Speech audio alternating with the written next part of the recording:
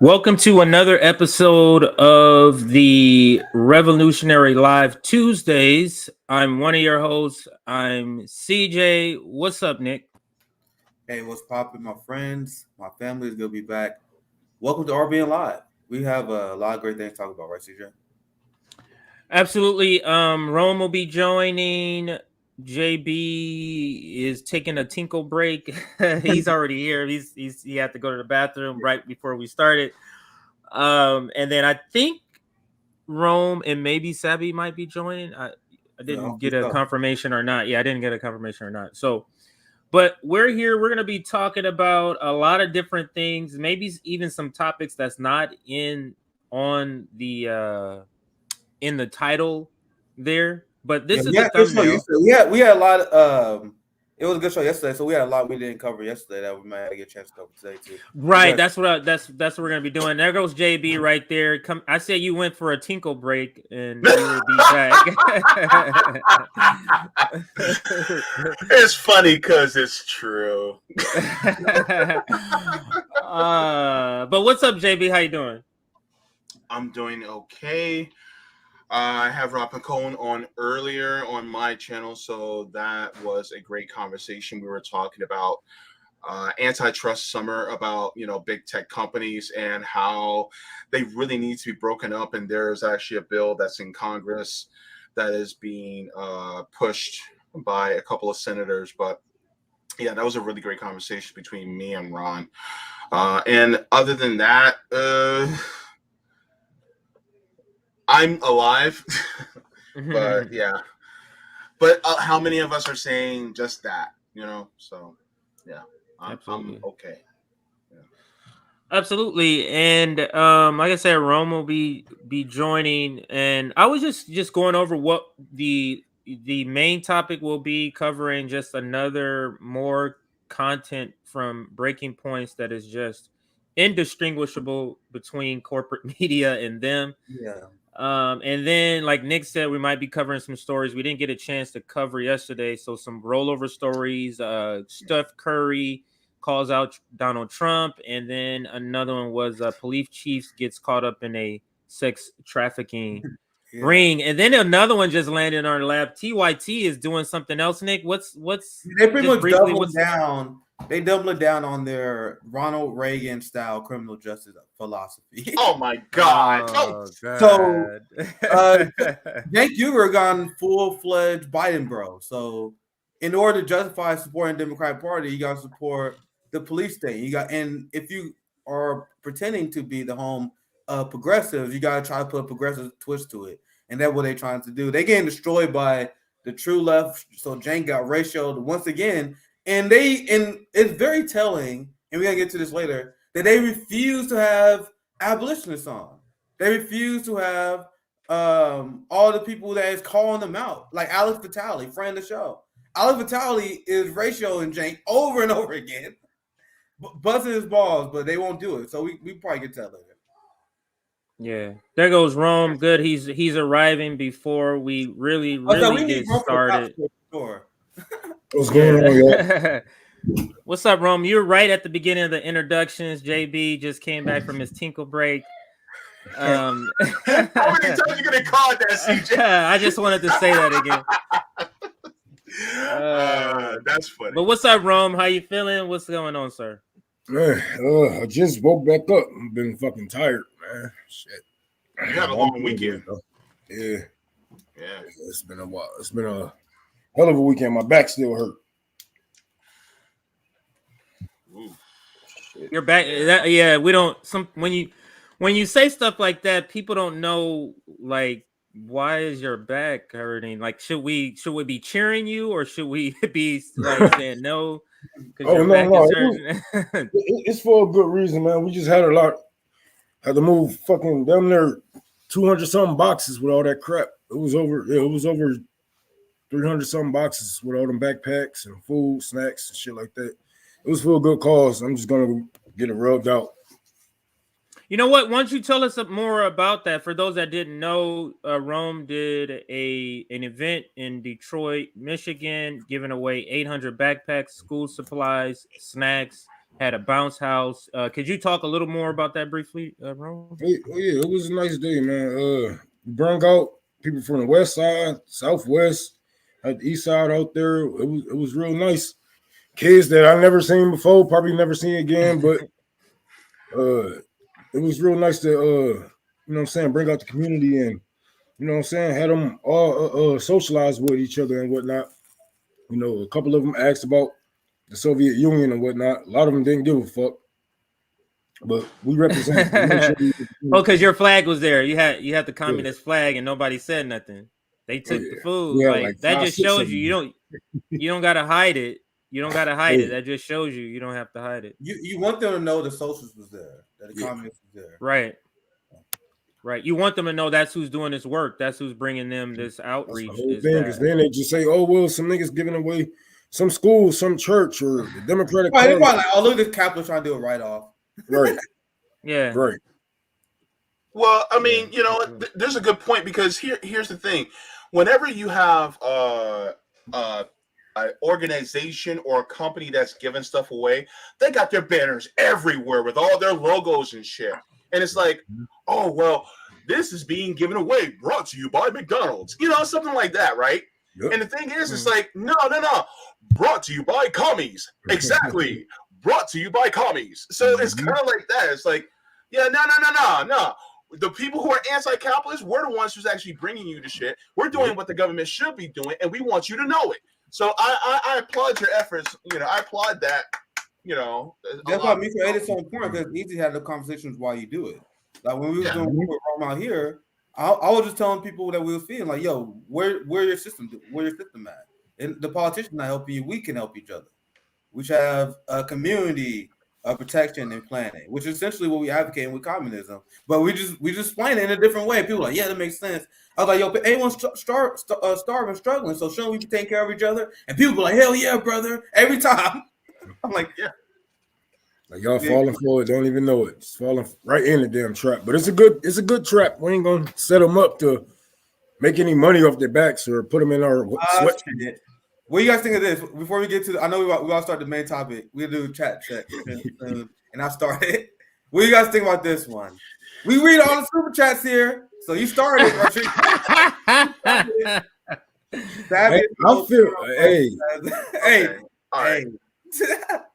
Look. All right. I'm gonna be as respectful and delicate as I possibly can, while still being as honest as I possibly can. Are a lot of academics also part of the professional managerial class? Yes. Oh, my bad. You put that up. Are there some blind spots from the professional managerial class? Absolutely. Was I disappointed in some of what Dr. Cornel West said? Absolutely, I was. Do I think that he is an honest actor? Yes. And I think that, and I also do think that there might be I'm not meaning this to be a cop-out, but I do also think there tends to be a little bit of a generational divide, because typically a lot of people who are late Gen X, you know, or boomers tend to also think that, you know, the other option is, oh, well, we just got to stick with the Democratic Party, even though they're not good. And for a lot of us, it's like, yeah, no, we got to get rid of them both. So I don't want to make it seem like that Cornel West is bad. It's just, I think that there's some blind spots that he has to graduate. I think nigga need to wake the fuck up and smell the fucking coffee that they've been throwing in his face, not under his nose. They've been throwing the coffee in his face for 50-something years. You know, I personally feel like I was disappointed in Dr. Cornel West when he basically gave up and went in and told people to vote for Biden. He voted for Biden. But during the 8 years of Obama, he was on Obama's heels. He was on Obama's head. He was calling him out every time he dropped another bomb. But you go out and you tell us to vote for his VP, So that's what really disappointed me, you know. And like JB said, it is a generational gap in with this shit. It is, and just because he's black with a sense. Hey, Sabby, he's black. He has he has a sense of urgency, but a sense of urgency is not from our decade. It's not from our living, our experience, right? So, right. For him and his generation, won't work for ours. They're not letting people like Nick Cruz in. They won't let Sabrina in, right? But they'll let a fucking Dr. Cornel West in, even though they might not like him. They treat him like Nina Turner, right? You want to get the spotlight when we want you to. You want to get the microphone when we tell you to talk. But over here, we always got a microphone for him. But I really think that he just need to be stronger. You know what I'm saying? Especially being a mouthpiece for a lot of revolutionaries and you know what I'm saying? An icon to us. You know, I think he just need to be stronger on his word and how he want us to come after these people, because we're not going to get anywhere going through the Democratic Party, and he know this. He know this from the bottom of his heart. He knows. Trump derangement syndrome broke the brain of so many people. And so, guys, Dr. Cornel West was a Green Party voter in 2016. What happened? It's not what happened. and it's really sad to see. And this is someone who I still got somewhat respect for Dr. West, but it's sad to see when you see someone get older. And this same thing that had to Noam Chomsky. These people get older and they start falling for propaganda. They're not as sharp as they used to be. And as someone who loved boxing, I love combat sports. It's very similar when you see a old fighter, right, who used to be great. Larry Holmes. Larry Holmes and Mike Tyson. Exactly. There's a billion examples you can come up with. Like we had Israel Adesanya and we fight Anderson Silva, one of the greatest fights. Yes. We had one of the old ghosts fighting new blood. And that was Savvy versus Dr. Cornel West. Because what's sad is when you hear them pressed about why they support Biden, they never have an answer.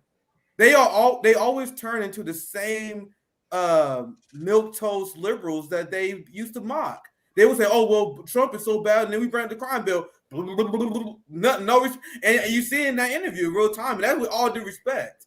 When people say that Biden is too evil, whenever they approach by it, especially by black leftists and Marxists, that is not. They look foolish because they only reach that conclusion by having Trump derangement syndrome. When at the end of the day, Donald Trump was an average member of the ruling class. Nothing different. He was bad, but everyone's bad. Donald Trump governed like the average United States president. Yeah, he did. So it's like people having Trump derangement syndrome and propping up the establishment by supporting the Democratic Party, whether they believe it or not. Your endorsement, your vote, is all they care about. So the second Dr. Cornel West tell you to vote for Joe Biden, that's him waving the flag. You guys realize that? So I don't want to rant on that all day. It was a great interview.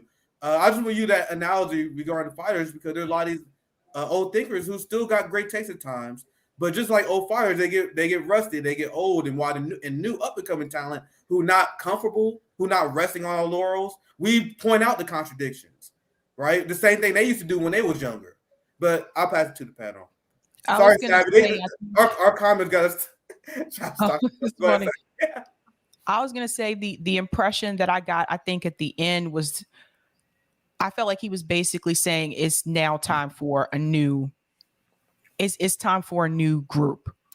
I think that's the case for a lot of them. A lot of them that have come on. Whether it's Chomsky, well, Chomsky hasn't come on, but Noam Chomsky. You know, I asked them some of the same questions. I asked Chris Hedges if he would run for president. He was like, nah. But he said Green Party already asked him. I did ask Cornel West that, and Cornel West said, well, I say never say never. And I asked him if he would run as third party or independent, but I think they did their time. I think now it's time for new people. You know, actually, I want to add this real quick. Sorry to interrupt, Savvy, but I just want to say, like, when people float Bernie 2024, that shit is cringe. Like, where the new people at?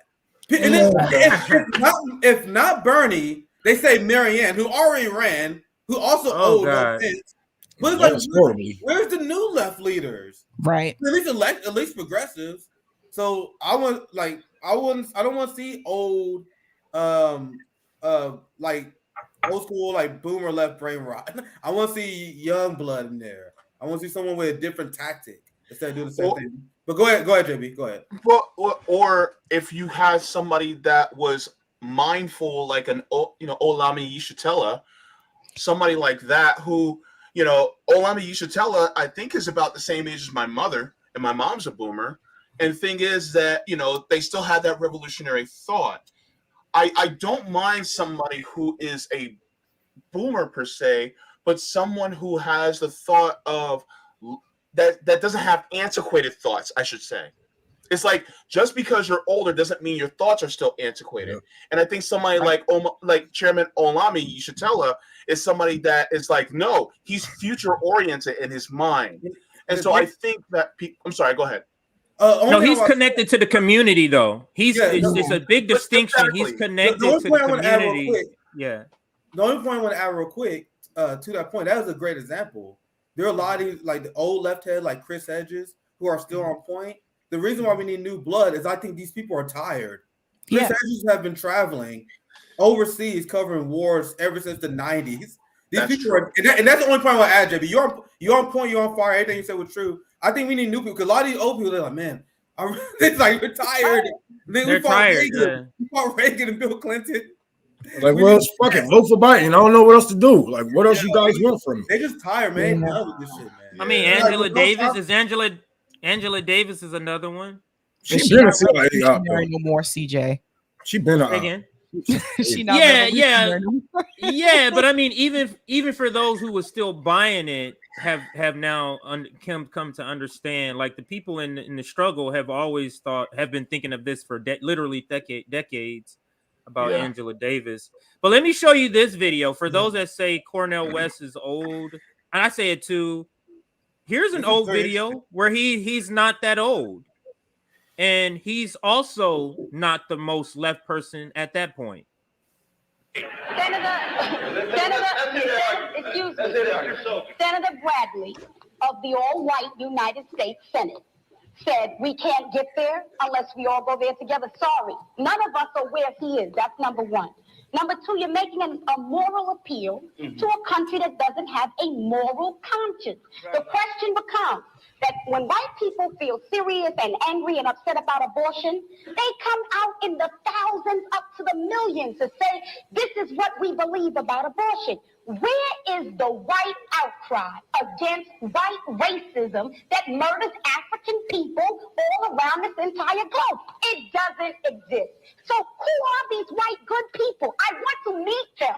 I want to see them. I feel it's not enough. But that might be all we can give. And guess what? What did he say? That might be all we can get. Might be all we can get. And man, oh my! I wonder how many generations saying this. Like, that might be all we can get. So, like I said, we love Dr. Cornel. At least I can speak for myself. I still like Dr. But he's by no means the furthest left, and I don't think at any point anyone made that argument. I know I never made the argument that he was the furthest left. I always made the argument he may be the furthest left academic that's allowed on TV. So there's a lot of caveats. He's the furthest left academic that they allow on TV. Yeah. So let's finish this clip. I don't work with all I can get. What I work with is what I have. Listen, you have to have some confidence in the power of African people amongst ourselves to establish a foundation. We have. We have it. We have utter chaos in our cities, and you got There's to no say black that. institutions we You can can build. have a program. I'm not saying we've built a lot of institutions, and those institutions have not been effective. The majority of millions of African youth in this country are dying mentally, dying spiritually, dying emotionally, dying academically. And you may have a program, Mr. Brown may have a program, but what we got to talk about is an American government that tracks millions of African people who don't go to your program, don't go to Brown's program. Millions of African people, not only here, but all around the world. And if we are not honest enough to say who are our friends, who are our enemies, to know what a friend is, to know what an enemy is, we will constantly be trying to get into people's parties, to shake our butts with them, to get them to like us. And that's not the question. The question is, what can we build amongst ourselves to secure ourselves from our enemies so that we will be able to survive into the future? Mayor Kelly. It's enough to know that if I And walk now out we have Washington, D.C. tonight, some black kid in Washington, D.C. is blowing up another black kid's head for repairing sneakers because the institution. Yeah, I wish I would have loved to finish that sentence. It's a great that whole episode. If you go, you can go watch it on YouTube. The whole episode is fire. She's like they all trying to come at her, and she's literally like destroying everybody. Like one of them kung fu, you know, them kung fu movies where it's one person like tearing up everybody. That's how it's like. Yeah, but go ahead. Whoever was on the chime in. Oh, I was gonna say that was Phil Donahue, and you know he got canceled because he came out against the war in Iraq. Like the 80s dialogue around politics, not like this boutique stuff, was like way better. I remember as a child watching politics because my dad was a politic person, watching politics and him yelling at the TV about politics.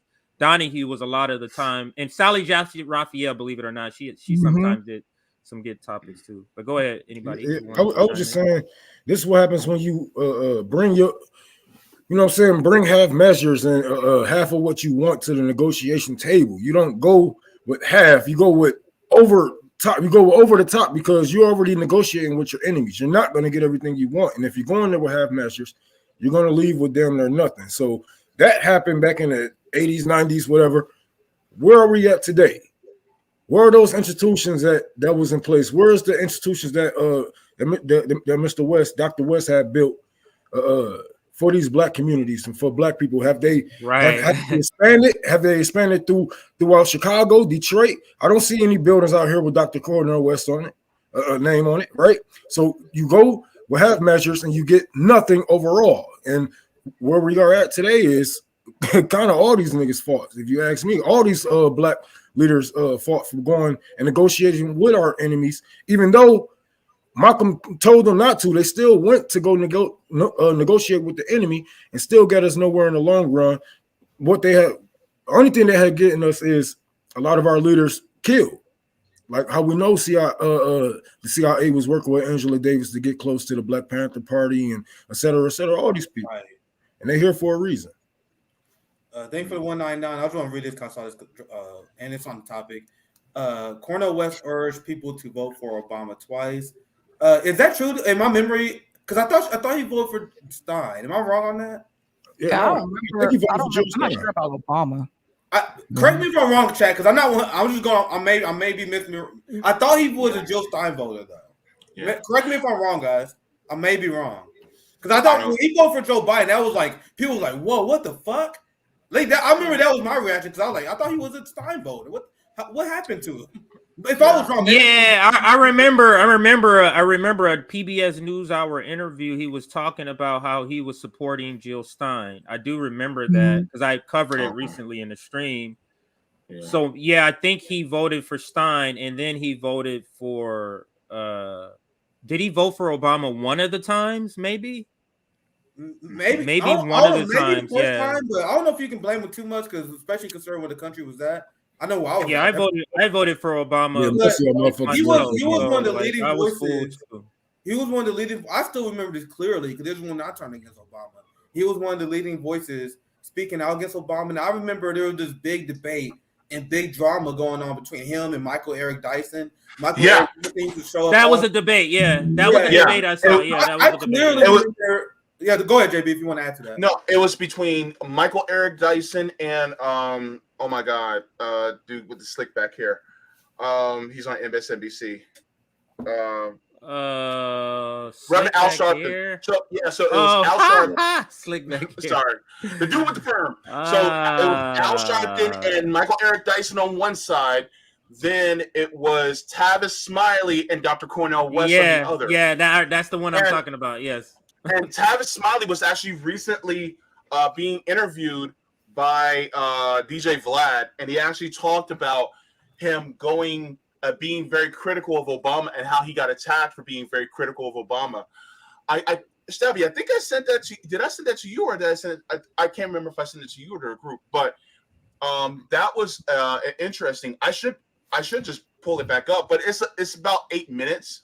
But Tavis Smiley actually talks about him actually taking Obama to task, because Tavis Smiley basically said, just because you're a black face in a high place doesn't mean you're actually going to afford and make wins for black people in the black community. I want to see what you're going to do substantively for us instead of just being a black face. And so that was the argument that Tavis Smiley was making, just like Dr. Cornel West was making at the time. But they got a lot of heat from the black community because they just want to see a black face in the White House, when we wanted to see the right black face in the White House. And so that's what. Right. And Tavis Smiley, did they cancel him too, JB, or does he still have his show? I can't. No, he had a Me Too movement, Me Too allegation that took him off the air. Damn. It was right after Weinstein. Yeah.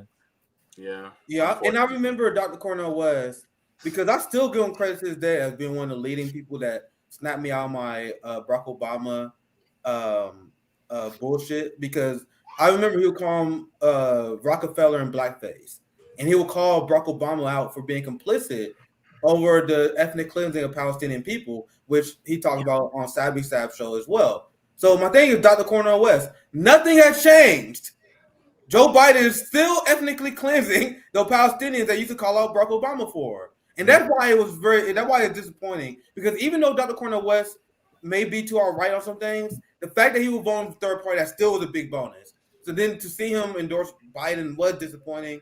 Hopefully he can see the path, but especially after what I heard him say. I'm telling you, man, because I don't know, man. I feel like after his Ukraine comment, I was like, man, he might be full. He might be gone. we should take the gloves off. If you come with that bullshit in 2 years, dog, we're taking the gloves off. No more being nice, because we have to be on our P's and Q's. We have to do this. We on our own. Don't come endorsing any of these war criminals to us. Don't suggest that we vote, work, or do anything for these war criminals come these coming elections. You know, because it's starting to get. I'm just got. You know what I'm saying? It's like hearing the same song on repeat. Like, damn it, it's starting to get tiring now. It's starting to become Dyson ass, bro. Dyson, I remember when I was young, I used to think Dyson was smart because he sounds smart. He has all these good words, and I'm sure he's very, very educated. But he will always talk about black struggles. He's like, "Yeah, I'm gonna talk about black pain. I'm related to hip hop, man. I'm cool." And then he always, every single time, was like, "Yeah, this is why we should support Hillary Clinton." Who? Yeah, he's famous for intertwining hip hop lyrics with Black Academia. But here is that video where you spoke about Cornel West criticizing Barack Obama. Fast forward to this week, West is now strongly criticizing President Obama, calling him, quote, a black puppet and black mascot of Wall Street. Well, when I look at the mass unemployment, mass underemployment, mass incarceration, especially in the black community, but I'm talking about poor and working people across the board, it seems to have a very low priority. It seems to be an afterthought. That's what I mean when I say one becomes a puppet for corporate plutocrats and a mascot for Wall Street oligarchs.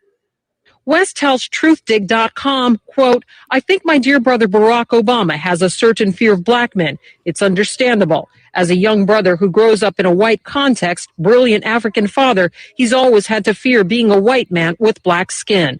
I asked West what he meant. I don't think he has the fear of black men. I think he has a certain distance from free black men who are willing to speak the truth, both about America and about himself. West's comments are outright inflammatory, but he admits he has a personal issue with Mr. Obama. He says he campaigned for Mr. Obama, but never got a thanks and couldn't get tickets to the inauguration. But West says he doesn't want that to distract from a larger message that black people are being left behind, even under a black president. The issue is there, says Politico's Carrie Budoff-Brown. That, I think, scratches at a very real disappointment that exists right now in the liberal base, the base of the Democratic Party, towards the president, that he is not or has not been the strong progressive that they imagined he would be. So that was Cornel West talking about Barack Obama. So it looks like, Nick, to fully answer the question, it looks like he was for him when he got elected, and then the second time is when he voted for somebody else.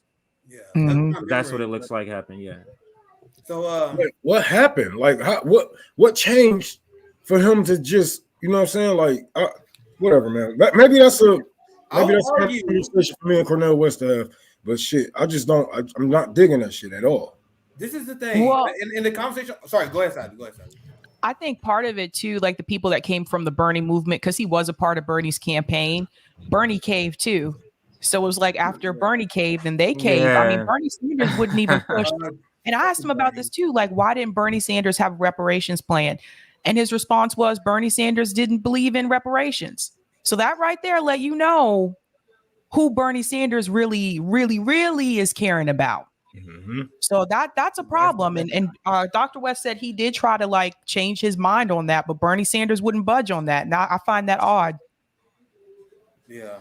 Yeah. Let me just hit the like, tell everybody to like, and I'm going to pass it to you, Nick, for the first story. I think you're covering the first story. So everybody hit the like button. We're at 170 likes, but we have 389 people. Can we push that to 300 likes? So 300 likes. And thank you for liking and sharing this. Back to you, Nick. All right, so we can get to our first story, and then we'll get to the rest of the chats later. Let's talk about breaking points. "Quote unquote" independent media. What does that mean? You guys know? Can someone tell me what an independent media mean? Right? I thought it was like free of corporate narratives. Right? I thought that was like a big part of it. I don't know. Maybe I'm just a hard ass. And corporate control. And corporate money. Control, right? Corporate money. So breaking point is not horrible on every issue, but when it matters, man, they miss. Like on Taiwan, we had Saiger and those neocons who wanted to start World War III with China. When Nancy Pelosi flew to Taiwan, I would never forget the coverage. Saiger was like, China's being escalatory. They are boosting their chest out. The United States should call their bluff. I'm like, what? And then Crystal Ball is sitting there like, I'm making a lot of money here. I'm good. I ain't about to put that shit. I would bring all that audience to me. Most unhinged anti-China rant saying that we should provoke war with China just for China defending its own territory, flexing its own sovereignty. And the people like Saiger, I want you guys to understand, their criticism of the war on terror was not a critique of U.S. imperialism. Their criticism of the war on terror, that it was bad U.S. foreign policy if you want to expand U.S. exceptionalism. You guys understand? So they accurately make the argument that, hey, the war on terror weakened the United States. Now, what is our argument? I don't give a fuck if the United States is weakened. I want us out of other countries' business. I want us to negotiate and have diplomacy with other countries. That's the socialist model of foreign policy, uplifting our working class, and then through diplomacy, we uplift the global working class. Do the United States give a fuck about the global working class? Not one bit. They're willing to destroy the global working class to give Russia a minor L in Ukraine. Where's CJ go? He had to break the break. But anyway, we're gonna yeah, I have it right here. It's queued up. It's queued up. I have it right here. I love Sabi's and CJ critique of breaking points as well. So I would love to hear from them. But they also did a segment on the Ukraine offensive, which, as soon as I see it, this reeks of propaganda. And let me say this up front. War is very unpredictable. Tides change in war all the time. But I'm going to explain to you the anti-imperialist way of breaking down this Ukrainian offensive. You are supposed to be breaking down mainstream propaganda. You got to know with this Ukrainian offensive, you got mainstream talking heads. I've been watching a ton of these segments where they're like, the Ukraine war is over. Ukraine is won. Yes! Send more weapons! Send more weapons! Russia lost 60% land that's taken. It's over! All the corporate media heads are pretending that this is the turning point in this war. And now, to be clear, I've been looking at as many sources as I can because you do not listen to Ukrainian intelligence officials, which they quote here. And what all the ministry have been quoting, Russia did indeed suffer the loss. But this is not the first time this has happened. You guys realize? In April, Ukraine took land back as well in an offensive. Yep. Russia pulled back. They moved their troops around. They later took that land back. I'm not saying that Russia's going to do that again, but in war, tides change. It happens all the time. But every time Ukraine has any offensive, which I'm not denying that this was an offensive, but any game, they're like, oh my God, the war's over. Russia's lost. But they ignore Russia like wiping out their electricity grid. They ignore the civilians that turn against their own government because they will cause shelling their own civilians.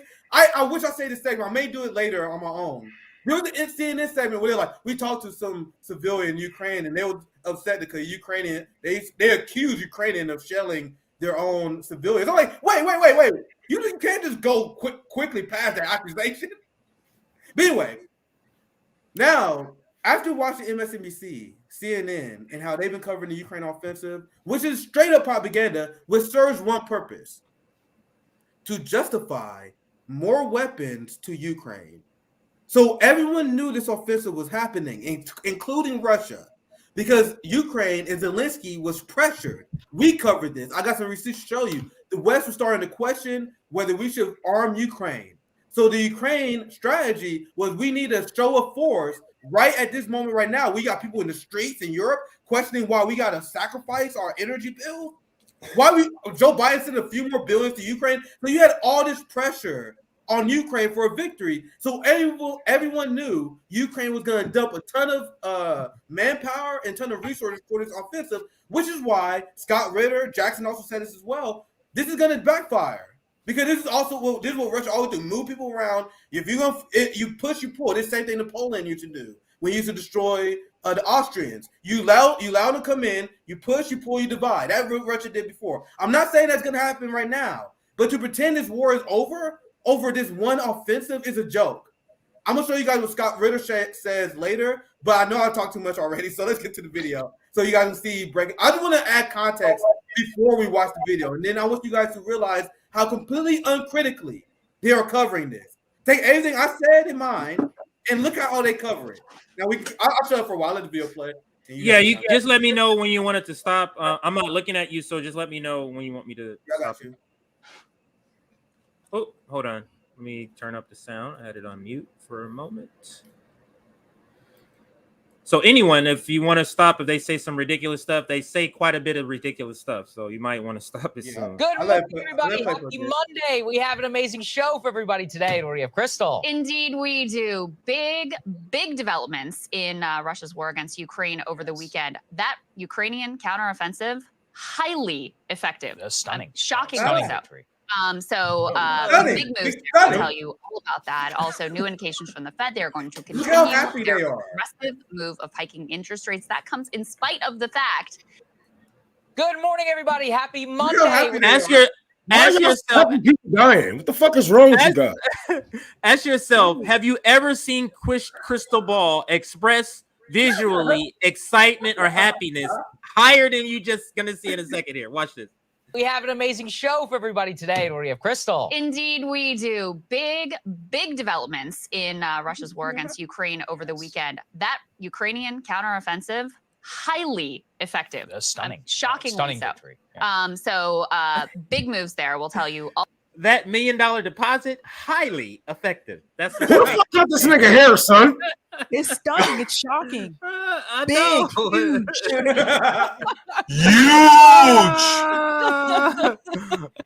Oh man. Okay, so they talk about other stories. So I'm gonna fast forward to when they start talking about the actual Ukraine part. So let's go. Yo, this nigga haircut is fucked up. His suit is whack as fuck. This nigga why your sideburns so thick? Right? You just need to get it together. For former President Trump. Now and we've covered this from the beginning, his Save America PAC, which was all about we're going to stop the steal, and he raised like $150 million or something for that, and then they spent none of it on hardly any of it on any election-related activities. That is coming under scrutiny now by a DC grand jury as well. So we've got the details of that. At the same time, let me pause it here. I'm gonna try to scroll up so you can see. Now, this is independent media. We're working class. You go and look at the titles that they talk about. How many working class? Yeah, what is this stuff? None of these topics. They don't even like just these stories. The dates choose. It's all electoralism. The stories they choose is very revealing to me. I still we do not subscribe want to to lose sight of the fact that in every once in a while, I still subscribe to her, so I would see the videos that come out. No working class issues at all. No. That's why I still subscribe to them too. I subscribe to them too. I see the videos. I see the topics they cover. Trump this, electoral politics this. Hey, you see Dr. Odd? You see his goofy interview? It's always serious shit. I don't understand what working class people get out of this. Like, this is what you're choosing to do with independent media. We finally have the tools and the microphone and the audience, and this is what you're choosing to cover and how to cover it. She always wanted to be on MSNBC, so I guess she got her own. One thing I noticed with working class people, the only time they tend to talk to them or about them is when they're trying to start a union or they're trying to unionize. Yeah, working class people have more issues than that.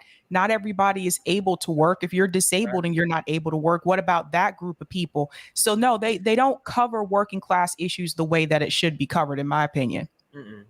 Because unionizing is making working class okay with them. The professional managerial class. Really, I said this earlier in another stream with Nick.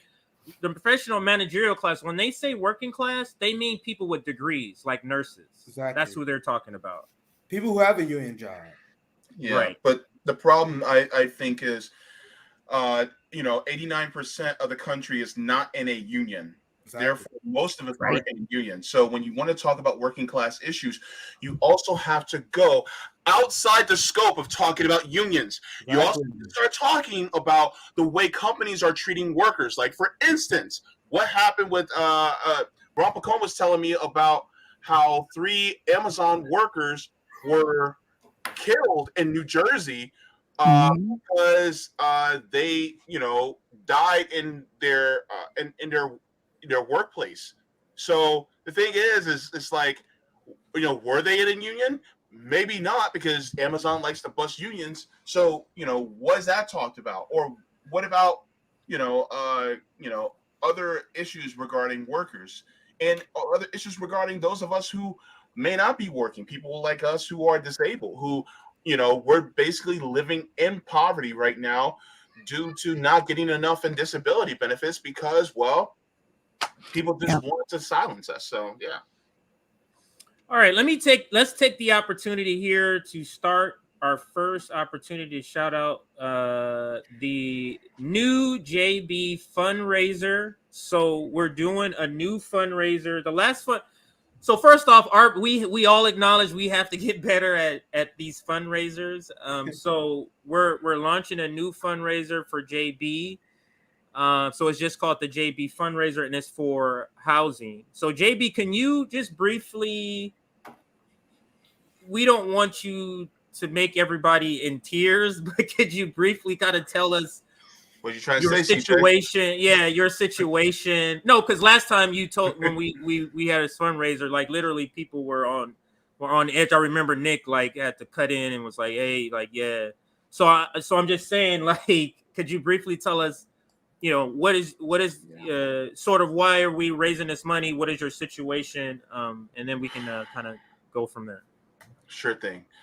So, as everybody knows, that I have a GoFundMe on my Twitter, and that's, no secret. That is because being on a fixed income, and like I was actually referring to earlier, there's a lot of us who are disabled. My mother lives with me, and I'm on Social Security disability. And so because of that, we do not have enough to truly survive. I'm looking at rental assistance as we speak. That is a work in itself to just try to get. In fact, after this stream, I'll be getting with my mom to look at some things like that as well. But in July, our rent was increased by $250. Last year was increased by $100. So, and it's been, big increases over the last like 3-4 years. And so being on a fixed income and, having your benefits check being equal to or greater or less than, I should say, your rent, and then everything else is going up, because energy prices are going up. My mom has an 18-year-old car, gas prices are going up, and and then food prices are going up too. And it was $16 in food stamps, now it's $24 in food stamps. Big whoop. And so a lot of us, who are in my shoes are going through this, but I was trying to, we were trying to look for a new place to live. But we found out that they were going to raise the rent back in May. So we had about 60 days to look for a new place. And when, your mother is over 70 and you're disabled, then trying to look for a new place is it's a big job. And then, one of the places that we looked, we got denied because of credit issues. So trying to do that, and they honestly actually went back on how much they were going to raise it. They were going to raise it $400. They raised it $250. And even going to other places, trying to move to other places, everybody else is actually still more than what we had our rent raised. So even if we were to move, we would be in an even worse position. So it's rough because, I don't want to give up RBN and my channel, but I feel like if this continues, I may have to leave RBN and I may have to give up my channel, because if I work, then I would have to work basically every day that I'm not on dialysis, and that's only 4 days a week. And, I've worked to the point where I put my disability at risk, and I actually lost it at one time. And I can't do that again, because if I lose it, then that's my primary source of income. And I am the person that pays the rent. So it's just rough. And and this is one of the reasons why I get so upset when people say, well, just, we just got to elect more progressives. And it's like, well, how long? Because literally it's the 13th of the month right now. And so in about 3 weeks, we have the month of October coming. Is that going to be enough time before we get change in this country so that I won't have to worry about suffering next month? Like, it's like people just don't have a sense of urgency. And I'm literally like, what do I do? Like, and here's the thing that a lot of people don't realize. When your rent is due, right, you can't say, oh, here's some of the payment now, I'll get the rest to you later. No. You have to have it all, or the eviction process starts. And then once it's considered late, you have to pay the late fee. And then once you get to a certain point past the late period, then on top of that, then they attach attorney fees and legal fees on top of it that you can pay further on top of that, and the eviction process starts. So you have to pay the late fee, the attorney's fees, and the entire rent before they can stop the eviction process, and then you're back in good graces. And so the thing is that people don't realize what it's like. And I do not have, a family that has all this money to just say, oh, well, can you just spot me? Or I can't even borrow, because if I borrow from you, you ain't getting shit back because I don't have it. And I don't have anybody to, bill collectors will call me, well, can you just borrow from your family? I don't have it, and they don't have it. That's the part about generational wealth. And while I'm on this subject, people want to talk about generational wealth and inheriting and things like that. Our generational wealth in my family was stolen. My grandmother, who is 87 years old, had her house taken from under her 2 years ago. She had a house that she paid for, and she owned it for 50 years. Somebody, according to the law, apparently, if you are late on your taxes, somebody can come pay your taxes, get the deed to your home, and then they own your home. Well, that's exactly what happened to her while she was taking care of my bedridden grandfather. Guess what? The house is gone. So whenever she was going to pass on and give that house over to us and keep it with the family, that generational wealth that was in my family, gone. Nothing. It's gone. So the thing is that what people don't realize that there's so many of us, and I'm not the only story, and this is what pains me, is that I'm not the only story, and this is happening to so many of us. And I'm just grateful. I am just blessed to have these people that you're watching on screen with me, that they actually are wanting to do this. You have no idea how grateful I am to these beautiful people that I have with me, because they constantly are looking out for me. I constantly have them, JB, are you doing okay? How many times can I tell you how many times where Rome told me on the phone, dude, remember who the fuck you are? Rome, you remember telling me that, right? And CJ, I texted you the other day because I wanted to check in on you and see how you're doing, because we always have to do that. We always have to check in on each other. Nick is always, teaching me things, which I'm grateful for. And then Sabby, we talk on a regular basis. So, but the thing is that I don't know what else to do.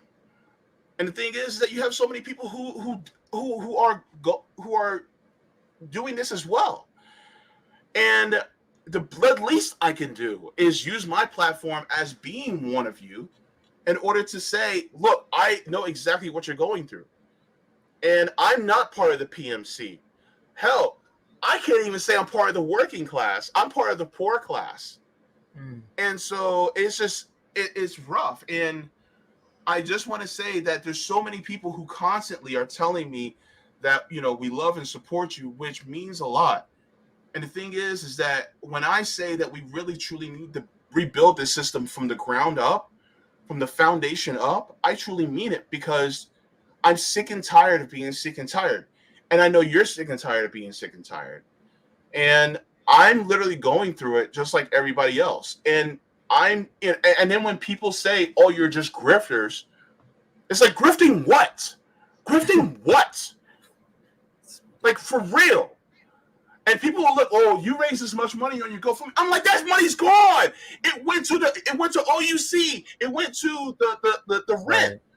It went to food bills. It went to the grocery store. It went to, my mom's car to make sure that's working okay, because God forbid, she'll fall out trying to wait for the bus in 98-degree heat in Florida. So, yeah, I was able to do that, and I'm grateful for it. But the thing is that it goes just like that because we just don't have it. Right. So, I said all that to say that, I'm grateful for whatever people, do, and I, just want to thank you guys for being as deeply compassionate and deeply as empathetic as you are, because we just don't have that in our government, and it needs to change, like now. Now do you guys see why we're mad? And now do you guys see why we have no patience? Hope you guys see it now. We have no patience, because it's no patience at all, man. I housed 2 people who would otherwise be homeless just in the last 2 years alone. So these are the pain I've seen all the time. These are the people I'm around, right? This is why we talk about class issues, right? I'm not gonna rant. I'm just like, you guys can see, like, just hearing that, I always get my blood boil. And now this is why I refuse to let people tone police RBN. I refuse, because it's exactly why we upset. And we don't play around with people who still feeling around getting power to the people who are killing us. Sorry, all right, I'm done. Go ahead. Not everybody has like middle class or upper middle class parents that they can just go stay with until they get on their feet. Yes, so please, you see the scrolling bar at the bottom. Cash App, Mutual Aid Forever, Venmo, Mutual Aid Forever. If you need PayPal, Mutual Aid Forever at gmail.com. So you can send it that way too. So the goal is $5,000. And just as all of you were saying, if you think $5,000, that means he's gonna go out and buy some new shoes. Literally, all of that's going is to bills. That's literally. So even if you like, you know what I'm saying? Like most working class people, you hand them $7,000 on the game show. That's literally going all to bills. That's gonna be gone the minute they get home. Yeah. The minute they get home to a computer to pay everything, all the money will be gone. Yeah. So I don't think people are getting rich and they about to go buy some red bottoms and they about to go buy some shit. They're not. We literally would just turn around and give the money. It's like a weight that's off your shoulders to be able to pay all this money just for the next month. This is not gonna save JB forever. This is literally just to get him through another couple of months. Go ahead. Yep. Yeah, I mean, I'm okay. So basically, here's my thing I'm doing. I'm backstopping the rent just so that my rent payment average goes down to back when it was in, I think, 2019, basically, so that I can actually just manage it with my disability benefit payments. So that, there's that buffer there. So instead of it being, over what it is, it goes back down a couple years level before they raise it that much. That's all I'm doing. And, I know this may not be the best time for a joke, but it's like, do you know how many packs of ramen noodles, that much money can buy instead of buying, the red bottom, the Christian Louboutins? Like, no, I'm buying the ramen noodles. Man, if RBN had it like that, if we had it like that, we have it already. And even people criticize the way I dress, but most of the shit I dress in don't even be name brand. Like when I get dressy and like my dress clothes, name brand dress. Black and poor people know how to find good looking clothes for dirt cheap because we've been doing it for years. It's funny what you learn how to do. You have to practice that. Yeah, people send me shoes. People send me shoes all the time. I wear the shoes that they wear. Like when we first started RBN, I was homeless. When we first started Fred Hampton Leftists, I was homeless at the time. So, I was homeless for most of my adult life. Actually, man, it's hard out here, man. And some people just, I don't know, man. They just don't. They never seen that reality, so they don't see us speaking our truth. They thinking that we just speaking bullshit. We're trying to get rich. Yeah, it's so obvious who never seen that. You ain't gonna get rich speaking like this. It's so obvious. It's so obvious to people in this space who haven't seen that. But go ahead, CJ. Go ahead. I was just bringing the video back up. So we're probably gonna do this one more time, not the long version because JB given the backstory, but just to give another call for the mutual aid. And the call to action for everybody here is just to make sure you mention it on streams, make sure you're shouting it out in tweets. We have a lot on our table, so we know last time we just had a lot and we couldn't really focus on the fundraiser, but this time we really got to pull through for our comrade JB. We love you. So let's get back to the topic, which is or the video. We barely got started with the video, so let's listen to some more video here. Just remember what I said. Keep that in mind. Residents still cannot drink the water. They are still under a boil advisory. The mainstream media is already losing interest in the story. But some new stunning pictures coming out of Jackson, as well as a federal investigation into exactly what the hell is going on there. Yesterday, as you guys know, was 9/11. We've got some clips from just before the planes hit the Twin Towers and the Pentagon, just to remember what it was like before that moment, the way that 9/11 turned everything upside down, the trajectory we've been on since then. So a little bit of reflection we're going to do there. Jeff Stein is going to join us to talk about the legal effort to overturn Biden's student loan debt relief action. All right. So yeah, if you guys have some suggestions for us, we always appreciate those. Okay, with all of that out of the way, Sagar, what's going on in Ukraine? Let's start with Ukraine. Stunning development. So we brought everybody the news on Thursday. There was an initial campaign in which Ukraine seemed to be suffering some pretty major losses. Now, it turns out that was actually a feint attack of what we were watching. And what has now resulted in a absolutely stunning victory on the part of the Ukrainian forces and a humiliating defeat on the battlefield so far for the Russians. Go ahead and put this up there on the screen. I chose the most complicated map that I could possibly find.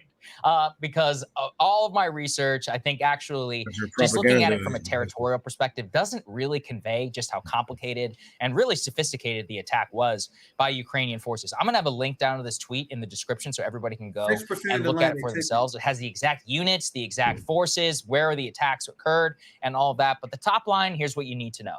Now, according to the Ukrainian military forces, they have seized 3,000 square kilometers of territory. For those who are wondering, that's about 1,100.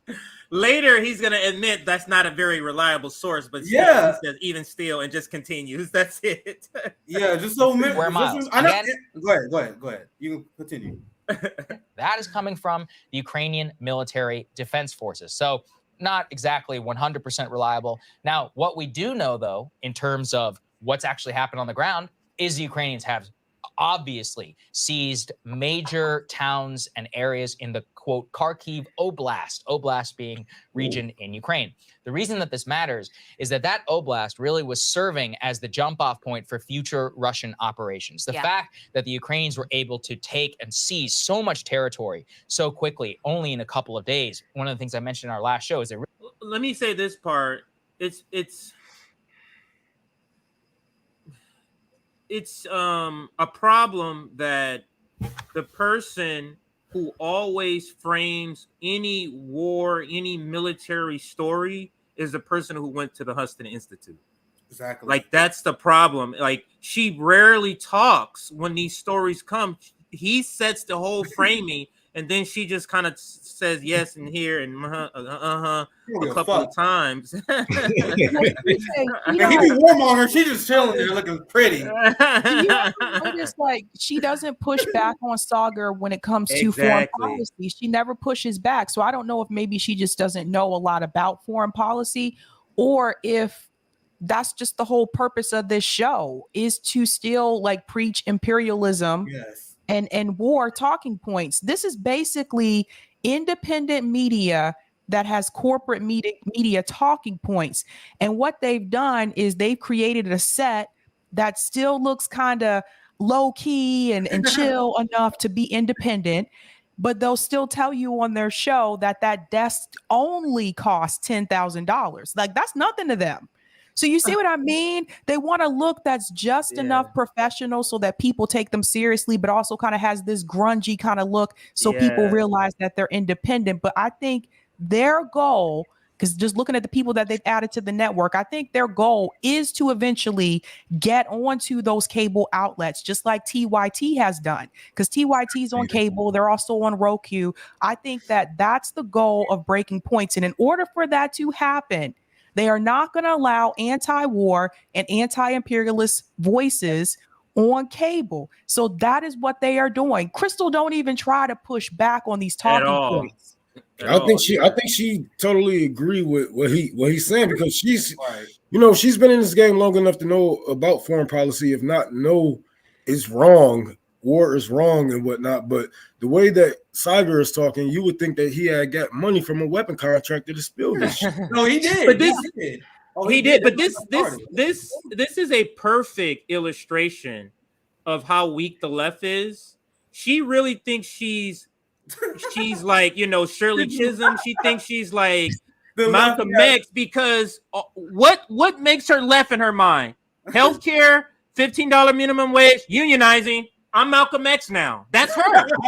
But when it comes to foreign policy, there's nothing. When that should be the top thing that you be. Yeah, exactly. And you notice they put John Fetterman too.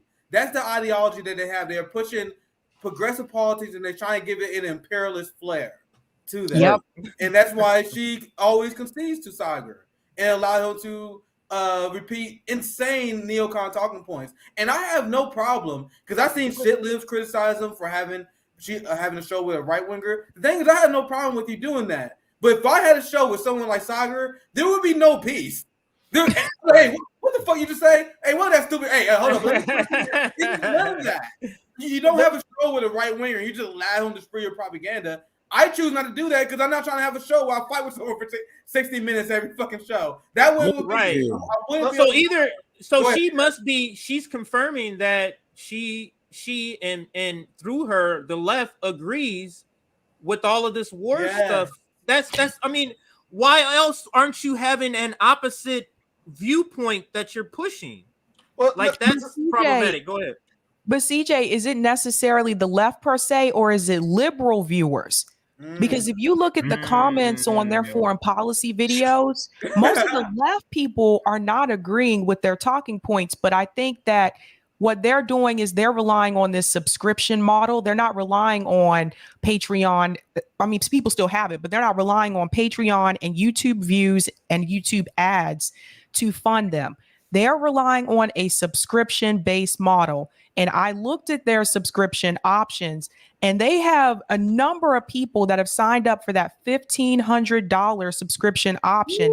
Those are people that have money. People that have money who are supporting them at breaking points 9 times out of 10 are okay with those corporate media talking points about war and about imperialism. So you got to appeal to that group. You got to appeal to that group.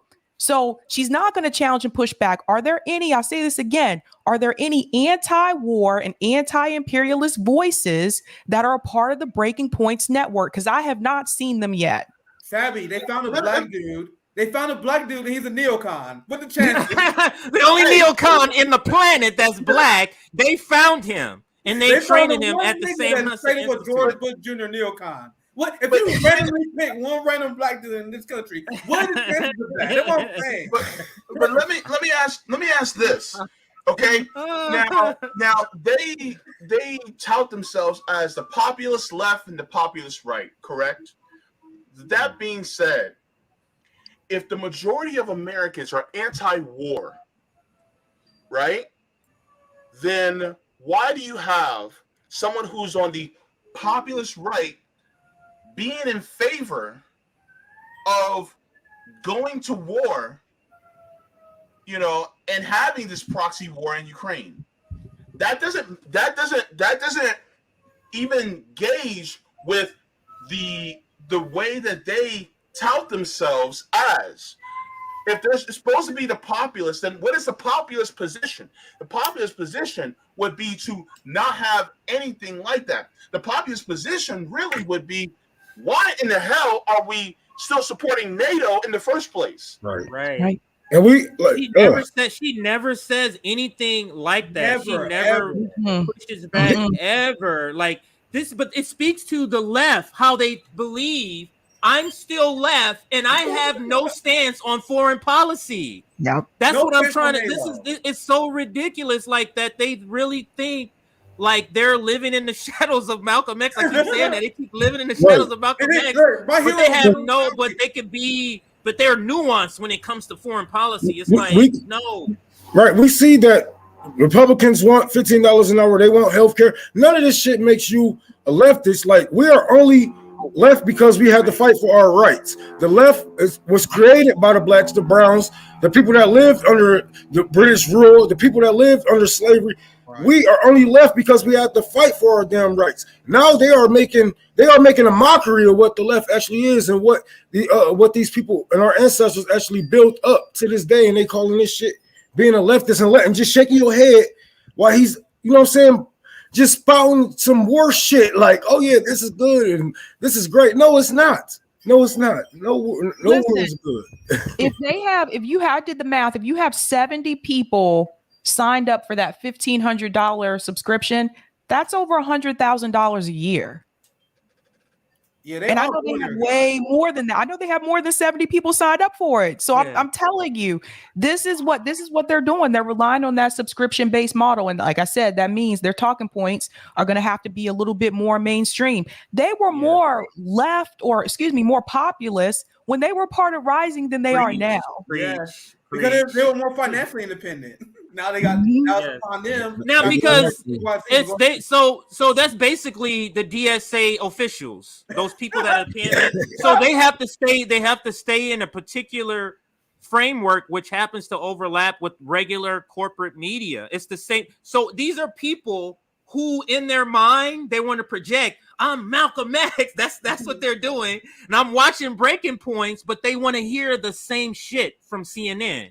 But you get what I'm saying? But it makes them feel like, no, I'm part of the radical movement. I'm looking at corporate news on YouTube. That's all you're doing. You're looking at corporate news on YouTube. And there was a guy. I'll have There's to a reason find why it. they don't talk about them getting struck down, or their PayPal getting took away, or Patreon coming up. They don't. I was gonna say there was a guy. I'll have to find it in my DMs, but he made a video and he was showing all the people that are signed up as for subscriptions to Breaking Points, and he counted them. He went through counting all the number of people, and I forget the total that he came up with.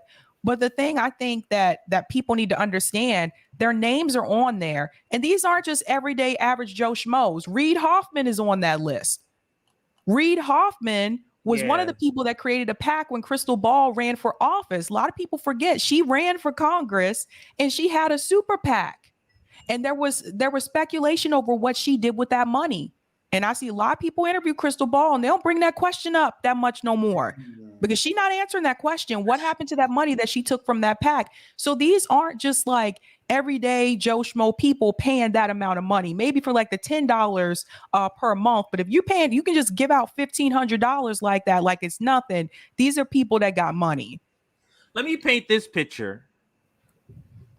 If let's say all of us are corporate media and we're seeing our numbers, we all represent somebody. You represent CNN, I MSM. We're seeing our numbers go down and we're seeing internet numbers go up. We need to figure out a way where we can co-op independent media. How can we do that? You know what we can do? You're independent, right? As a person, individual person who works for Comcast, I'm just going to be a member. I'm just going to be a subscriber and pay them $1,500 a month.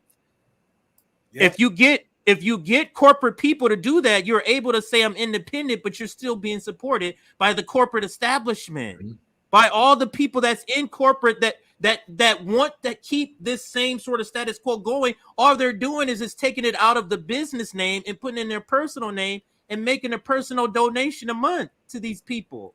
Mm-hmm. They have to stay in the same confines of that framing it for those people who are paying that money. What working class people is paying $1,500 a month? Right. I wish I made that much. Who? Right. Who's paid? This is the reason why the stories you get, because what do rich people want to hear when they hear about working class people down there? They just want to hear about unionizing. Oh, the union, great, good. Another one up here with us in this working class, not the poor working class. I'll pass it back to the. Unless we can go back to the video. Let's go back to the video. Let's go back to the video. One thing I want to say, just to CJ's comment, just real quick. These people like Crystal's fiance, Cal Kalinske, like they will say they will look up to Noam Chomsky, right? And we covered Noam Chomsky's take on Ukraine, and his take is based. Cal Kalinski's take on Ukraine is nothing like Noam Chomsky's. No, Cal Kalinske said the invasion of Ukraine by Russia is like the United States invading Iraq. The dumbest shit I ever heard in my life. Noam Chomsky would slap him in his fucking face if you said that to his face. But that's the guy Cal Kalinske like, yeah, Noam Chomsky, my hero. Like, you guys see how they completely sold out and they don't even realize it, how far away they are from the people they say they look up to. But go ahead, CJ. It's so anti-intellectual from intellectuals. It's so anti-intellectual from intellectuals. I'll leave you there, but let's move to this, back to this video. And we haven't even got to some of the more stupidest things they've said. Because they really don't have that long. And that's something that Zelensky himself acknowledged ahead of the fighting season, is that by reclaiming this Kharkiv Oblast, they have retaken and pushed back Russian defense lines away from a potential jump-off point that they could use in order to seize full military control of the entire eastern Donbass and Luhansk region. So everything that I've read so far on this is that it really is a stunning advance in combined arms operations and in maneuver warfare. It reminds actually a lot of people of the 1973 Israeli push in the Yom Kippur War. It also reminds us the tank is still very, very useful in warfare. Hey, go back. Very interested in Hey, y'all hear that shit? What do you say, bro? See that? He act like this is the baddest fight, the baddest shit in history. I promise I'll be short. I want the video play a little bit.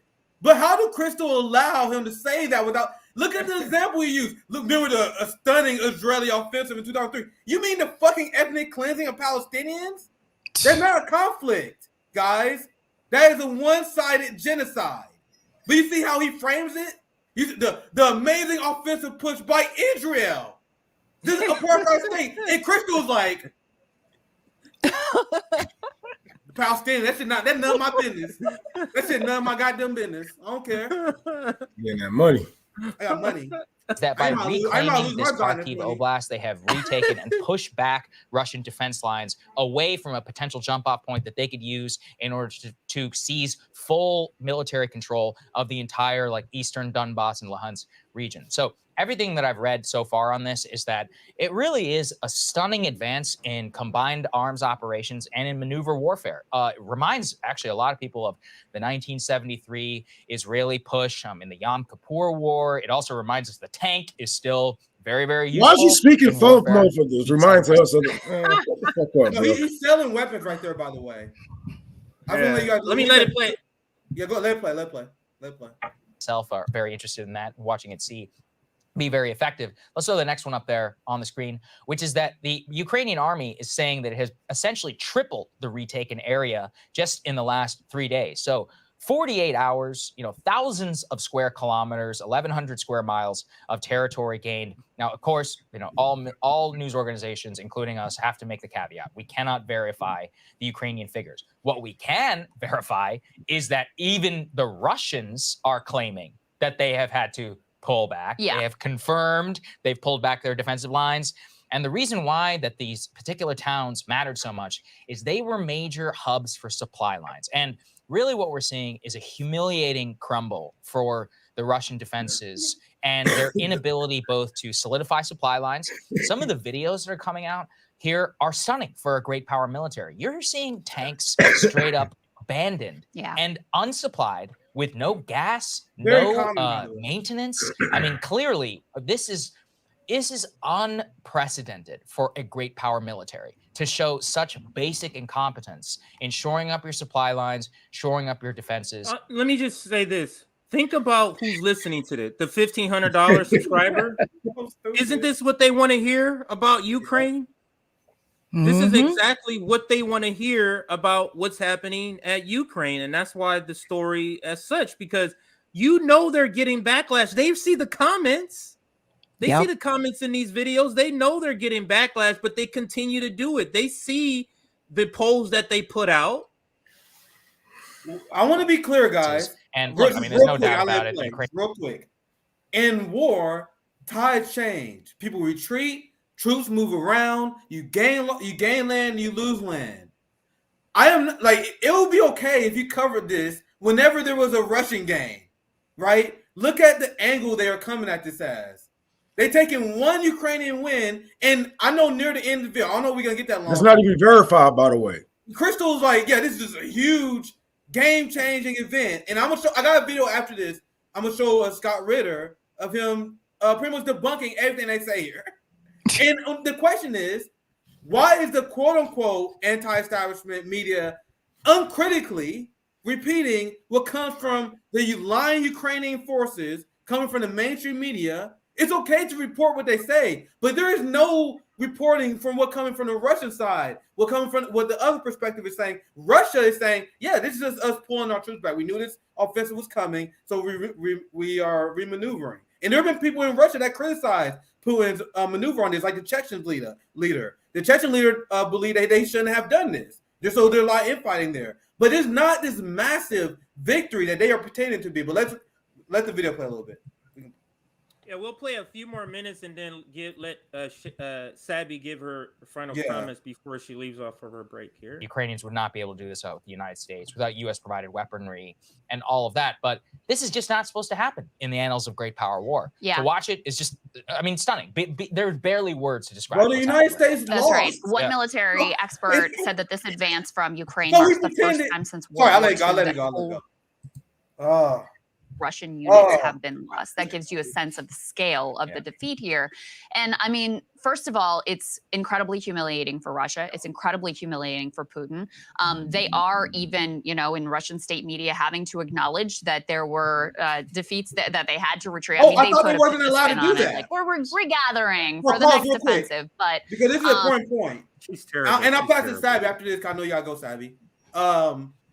I've been watching mainstream media report on this story, and this is why I told you, CJ, it's the exact same thing you heard on MSNBC. This talking point is exactly what they're saying on CNN and MSNBC. They're saying, oh my God, this defeat was so bad, even Russia TV is questioning Putin. Oh, I thought you guys said that there was no dissent allowed in Russian media. Which is it? You guys see how they contradict each other? I just want to make that point. Savvy, I know you got to go. Do you have anything you want to add on this segment, anything before we continue? I know you gotta get out of here, Sam. I just think, you know, I think we're definitely starting to see a shift, right? So these kind of talking points, we see it from Breaking Points, we see it from people like Vosh, we've seen it from TYT, we've seen it from Majority Report, we've seen it from, I mean, they know what the mainstream narrative is. And I think that that's one of those lines when it comes to war, when it comes to imperialism, it seems like they're not willing to push back against that. They're just trying to make money. Like, like for real, for me, it just seemed like that's all they're trying to do. They're just trying to grow their brand, make this more like mainstream news with an independent flair to it, and just grow their brand and eventually take over that spot. Because if you look at TYT, you know, yeah, they have the subscribers, but the subscribers and the views don't add up. People aren't tuning into a lot of their live streams anymore. So they're trying to do what TYT did, but do it, I guess, in a better way. And that may mean that sometimes you do have to change your narrative. So it's unfortunate. And I think it's kind of sad because I remember at one point I thought Crystal was pretty left, like for the most part. She was better when she was on Rising. Now there's just no excuse for it, in my opinion, to go this way. Yeah, well said, Savvy. What do you have? You got your show tonight as well. What time is that?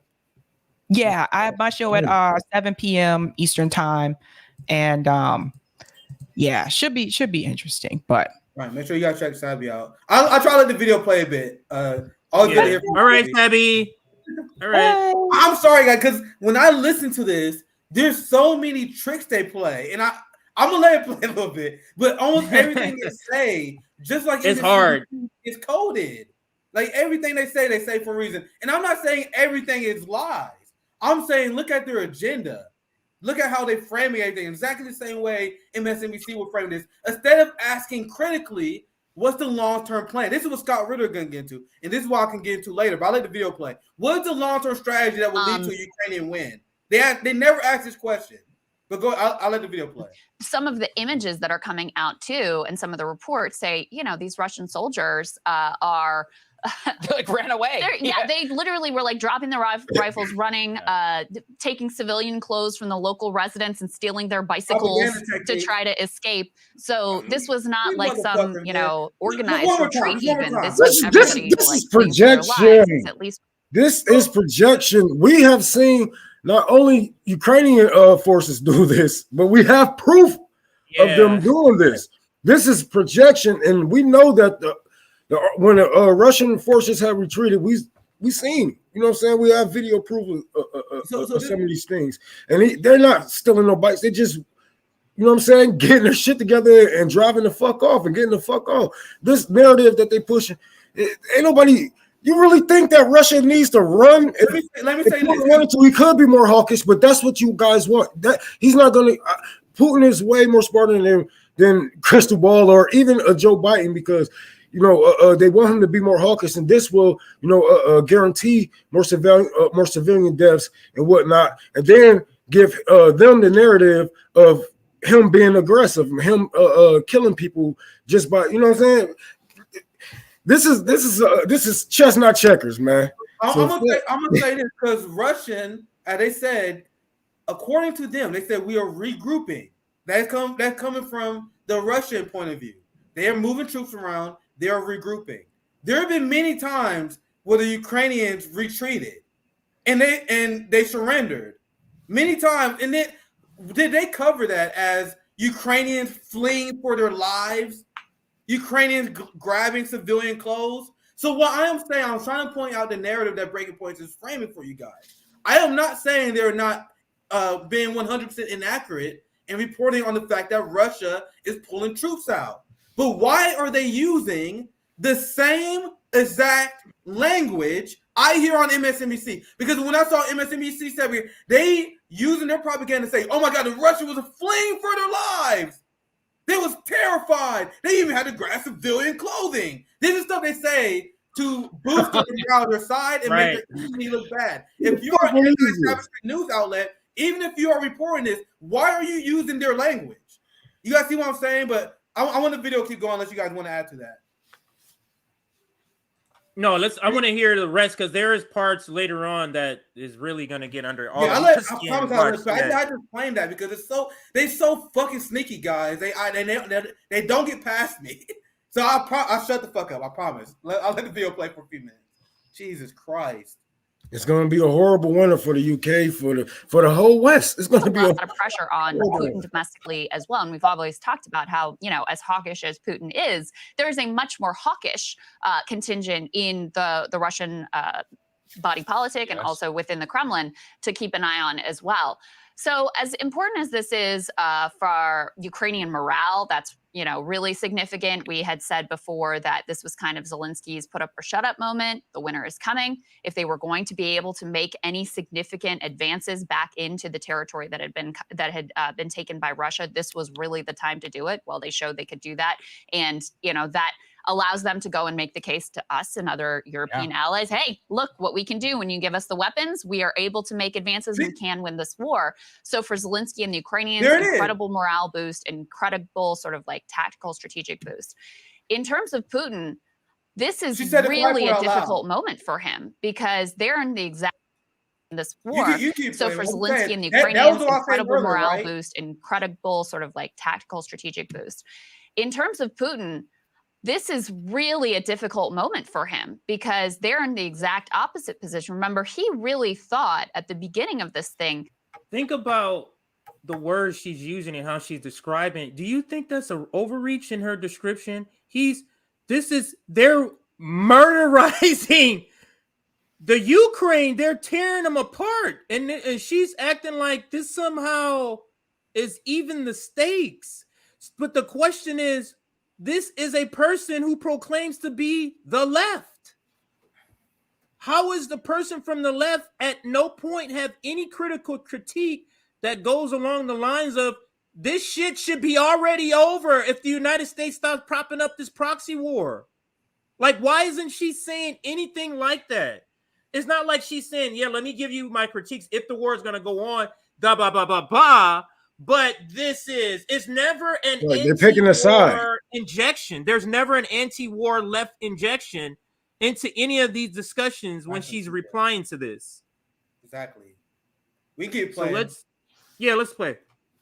That they could wage this war without the Russian population really being taxed or stretched or really feeling it.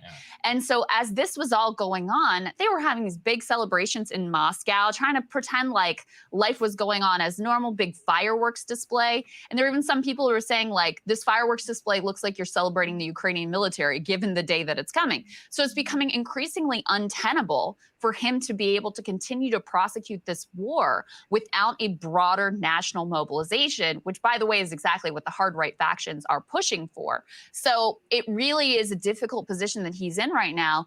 And it sort of undermines his whole project and branding effort that he's set up over decades now to portray himself as this tough-minded leader and this strategic genius as they have these incredibly embarrassing defeats. Now, let's be clear. I'm going to say this real quick, CJ.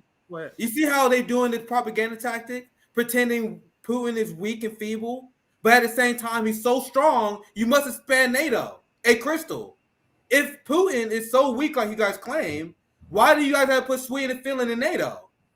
You guys see how they do the classic, he's weak and feeble, but he's the most unstoppable, evil threat of all time. They do that. It is a classic technique. Why is both sidesism? Yeah, go ahead, CJ. No, both sidesism where they're trying to play. They're trying to. Wouldn't say it's hedging, but they're trying to speak out of both sides of their mouths. and it's not working. But this is, to me, this is truly like, but their audience is not left. So because I was going to say like how are the people who are left watching this and not speaking out? But they are speaking out in the comments. They're saying like one of the comments in this one, if the person said something to the effect of, by now we should all know that Sagar and Crystal are just reading lines. Yeah, I saw that. That's all they're doing at this point, and that is absolutely true because there is no indication here that this is an independent news media segment. These two could literally say the exact words for CNN. Exactly. They could sub in and say this exact thing that they already said. That is not exaggeration. TJ, I watched the segments, man. They're exactly the same. Yeah, whether you agree with that point of view or not, I'm just telling you guys, it's literally the same as the CBS segment I saw not too long ago. But go ahead, CJ. I just want to say, like, clear, Russia still holds a lot. Go ahead, bro. No, well, I just want to say that this whole show is an oxymoron to me, man. Because if it was breaking points, if they at least tell the truth or on these breaking points, like how we threw a coup on Ukraine ourselves and how we actually controlling, the U.S. is actually controlling hands-on the Ukrainian government right now and giving them pointers and money and weapons, right? Things that we shouldn't be doing, knowing that this will cause a war with Russia, no matter how you guys try to make it look like, oh, well, we just trying to be friendly. No, America has never did anything friendly. And America has never helped any other country if it didn't help them. And once they was done with them, they wiped them off the fucking planet, right? So don't give me that America was in Ukraine just to help people. That's bullshit. They was there to push their agenda and help NATO with white supremacy, with white domination over the world, and to eventually invade Russia. Just like everybody else tried to invade Russia, and one motherfucker was successful through they already launched cyber attacks. Ukraine, right? And they already did cyber attacks on Russia, by the way, guys. You guys know that? I report on that. They did it under Trump. The Putin puppet.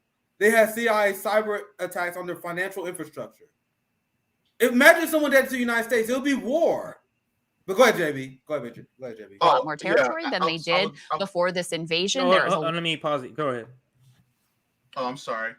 My biggest question for all of this is, why haven't I heard them condemning the amount of Nazis and people in the Azov battalion that are in the Ukrainian side? Why haven't I heard any condemnation of Zelensky and the use of the Nazis within the military and the Ukrainian side? Because that's my question. Because he's a Jew and it's just a small percentage of them. It's just a small percentage of them. That's all. It's not many of them. It's just a small percentage. Right? Yeah.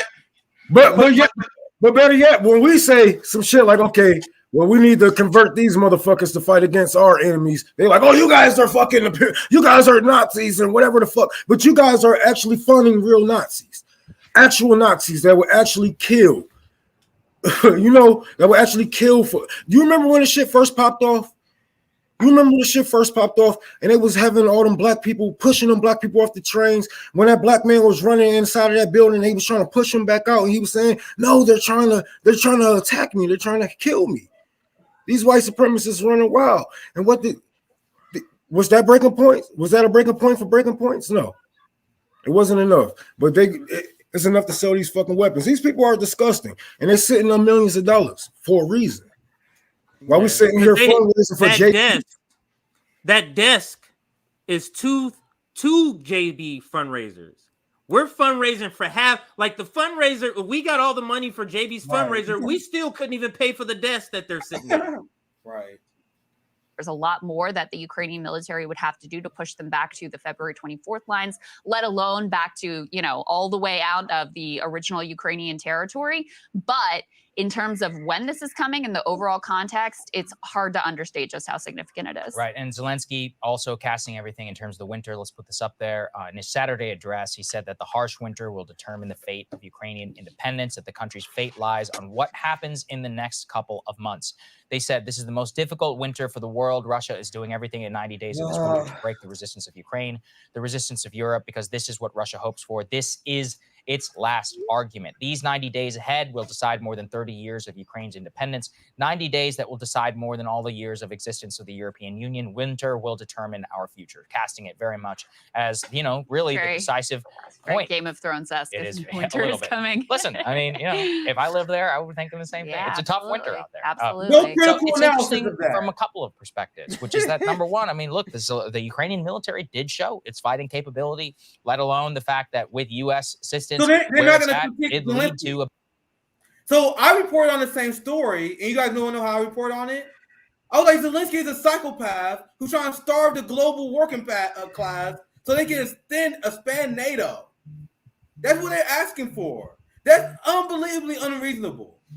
It's unbelievably unreasonable to want to have a militarized Nazi militia that is attacking the Donbass and eastern region of your country. This is unreasonable.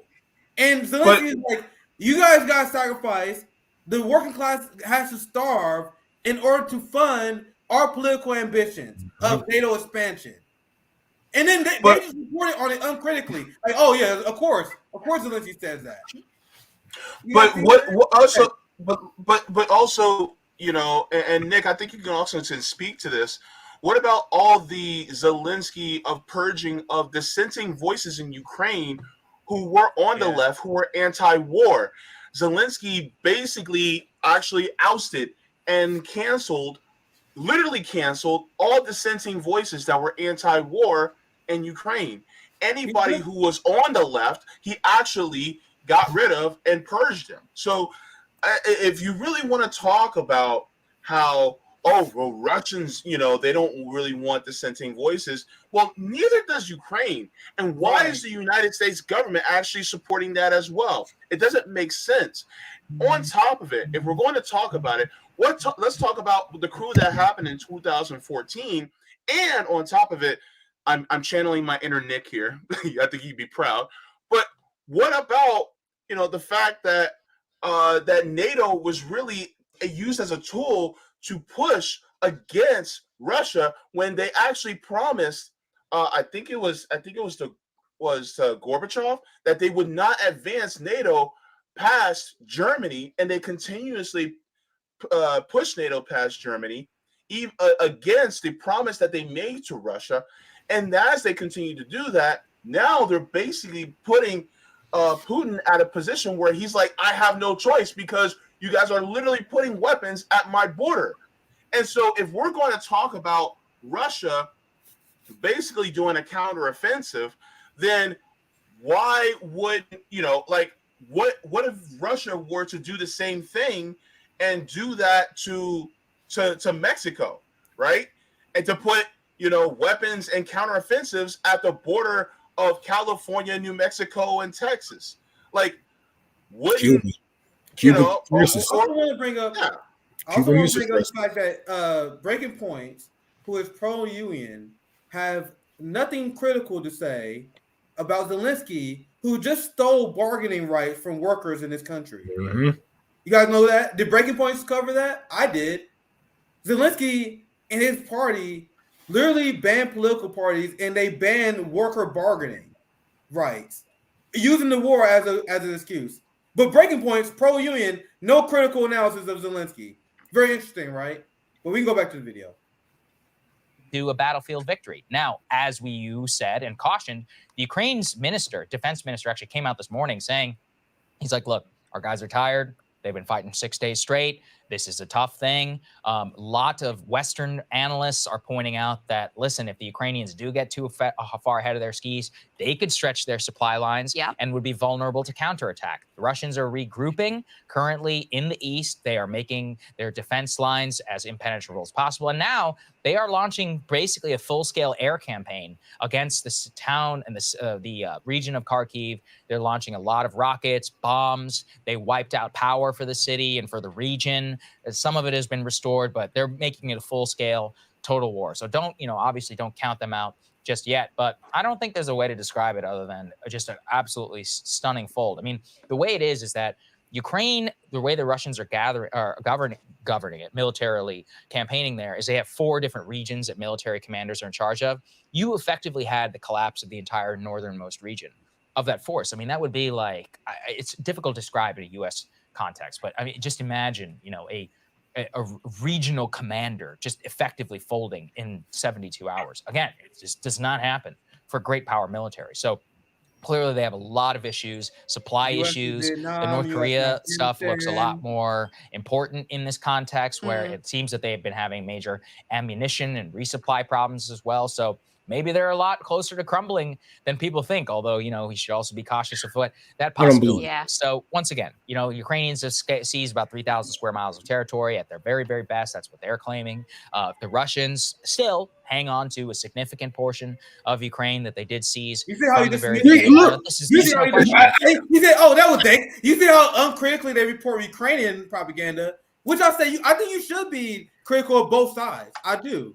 But you see how we report Ukrainian propaganda uncritically, but then you're like, oh, the Russians say it's not a big deal. The Russians just say that. You see how dismissive he is of that? Not even hiding his bias. Go ahead, Rome. Yeah, let's be real. Russia is damn near in full control of that motherfucker. And I think pulling back is, if it's the best strategy right now for that region, then it's the best strategy to go with. Maybe they want to get some more people circled in so they can be crabs in the bucket, right? All right, then. So sometimes, things happen in war, and I still the way he's trying to say they hold us significantly. Like, no, they have more land than London right now. Like, stop it. I still had that Scott Ritter video, so I want to. Let me play just the last 30 seconds because you said you wanted to hear her. So I'm gonna fast forward to the last 35 seconds, and then let's see if she says what you're talking about here. Yeah, I know at the end. Credit where due. I didn't personally think they could do it, and they did, and they deserve that credit because it's a tremendous thing. I mean, when you can beat a great power military in any battle like this, unlike if you think about it, the U.S. never quote unquote lost them. When they get their ass whooped, they're gonna be nowhere to be found in in this story. Afghanistan, we were defeated strategically. This is an actual tactical defeat on the battlefield. Yeah. Again, I mean, you don't see this happening. It's not even considered within the realm of possibility. So obviously, it happened. It wasn't fighting and all that. But I personally thought, given the ability, they even say Russian retreat, but then they beat them in a fight. Guys, there was no massive Russian casualties. We all admit, technically, this counts as a Russian defeat because they lost land. But you see how the media reports on this as if there's like a massive Ukraine-Russian skirmish. Right. Russian law. That is not what happened. There's not massive Russian casualties. And you will notice everyone report on it. Don't say there are. They never mention it. Go ahead, CJ. But you notice, this is really about a 9 or 8 minute video, but it's 17 minutes of him literally just coming back to, this is amazing. He says that and make reference to that like 10 times. Why do you think that is? Advertising. Why do you think he's doing that? Advertising. Because and he's catering to the people, the high-end people that's keeping them, that bought him that $10,000 debt.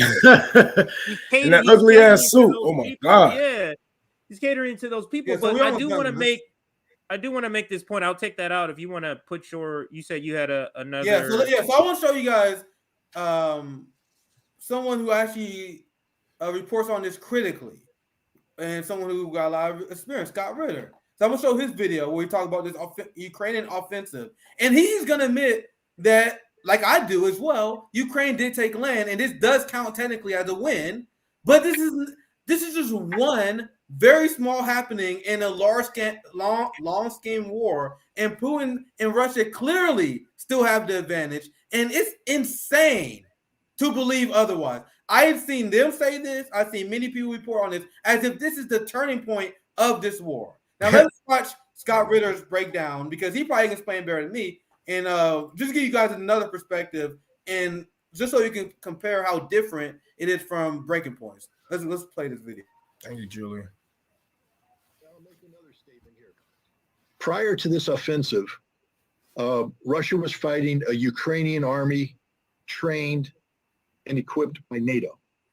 This offensive was carried out by a NATO army manned by Ukrainians. It's a totally different approach. These guys came in with new tactics, new operational approach, better intelligence support, better electronic warfare support, better training, decisive actions on contact, things that the Ukrainians hadn't demonstrated before. This is a completely different military that the Russians weren't prepared to fight.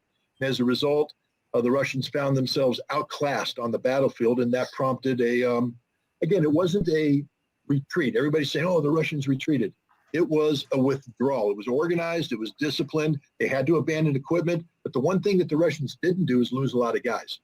They killed a lot of the Ukrainians. They didn't lose a lot of guys. And at the end of the day, that's why ultimately this offensive may look good on paper, but it's not really going to change the calculus in the long term. Because the Ukrainians basically burn through their reserves. It's going to take them 4 to 5 months to rebuild this kind of capability, whereas Russia maintained its most precious asset, which is its military manpower. So the Russians are going to be able to reorganize, re-equip, and respond quicker than the Ukrainians are in the future. Battle of Kursk, one of the greatest tank battles fought in the history of the world, and one of the most decisive battles fought in all of World War II, where the Germans gathered together precious reserves and then launched a major attack against the Soviet forces in the vicinity of Kursk, which is not too far away from where the current fighting is taking place in Kharkov. The Germans lost. They expended their reserves. They were never able to rebuild their reserves, and then the Russians seized the strategic initiative from that point on.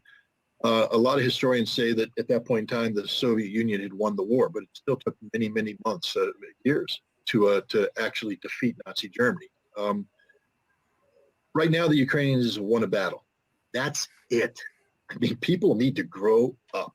I'm tired of listening to amateurs talk about this who don't know anything about war. I'm really tired of seeing retired generals get on CNN and MSNBC and talk about what happens as if this is the game changer. No, they won a battle. They won a battle where the Russians carried out a tactical withdrawal in good order, preserving their forces. And the Ukrainians have basically squandered their offensive capacity. It's going to take months to rebuild. Russia's not going to wait months. So that's completely different than from what you heard on Breaking Points. He called him out, even if you don't know it, because he's like, he's tired of these amateurs talking about this because they see one battle, one win, despite massive Ukrainian losses. Despite Ukrainians being accused and losing support of the population by bombing Ukrainian infrastructure that CNN actually accidentally let out, right? And they were pretending that it's something that it's not. I love how. Go ahead. I love how he worded this, because basically we were just saying this shit like, man, it wasn't no shootout, it wasn't nothing like how they were talking about, and how Siger is saying, oh, we never seen anything like this. Dude, we live in America. You guys lost to the Taliban. You guys lost to Vietnam War. You guys lost. You lost. We seen, big militaries take L's. So don't act like this is something new. I can get near wrapping this up, because I know CJ, you may have something else to share as well, because I can near wrap the segment up with this. As I said earlier, and they actually say in that segment, Breaking Points, this was all about a show to the West, a campaign to convince them to keep sending weapons to Ukraine. This is why 3 months ago, and I have this receipt I can show you guys. 3 months ago, they was complaining about Ukrainians not able to get victory despite all the weapons they sent. So they had this massive offensive, and they need a PR win. That's what this is all about. And if they don't get the weapons, which like Germany already stopped providing, the United States and pretty much the main provider of weapons, how long can they keep this up?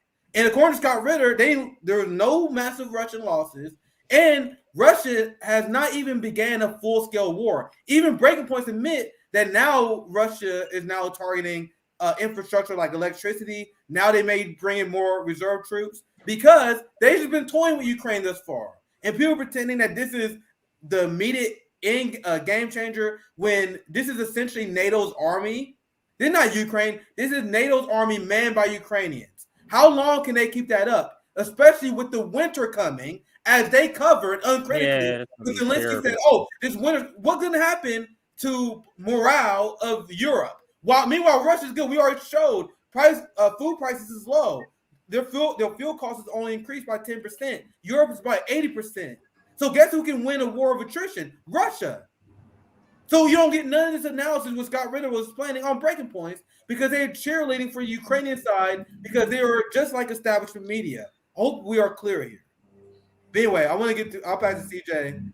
And, but I'm adding to the segment because I an earlier stream I did right before here kind of talks about. Let me share the article and then I can probably explain it better. So it's connected to this what Breaking Points, and I'll bring it up here because it speaks to how are you a leftist and you're allowing some of these things to happen. And I'm going to scroll to a segment of this article here. It's called Democratic Socialists of America Confront Left-Wing Opposition to Biden by Shifting Further to the Right. I covered this article from World Socialist website earlier in the stream, but this stuck out to me when we were talking about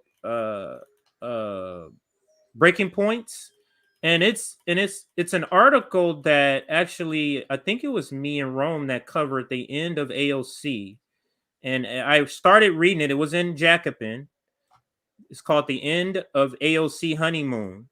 But this is the part I want to read. It's down here from, her name is something Shore. Where's her name? Hang on a second here. Shore. I thought they had her first name in here, but I don't see it. But anyway, it's spelled Shore, S right here, S-H. Yeah, it's spelled Shore, S-H-U-R-E. But listen to what she says about the DSA moving to the right because of criticism of DSA candidates like AOC.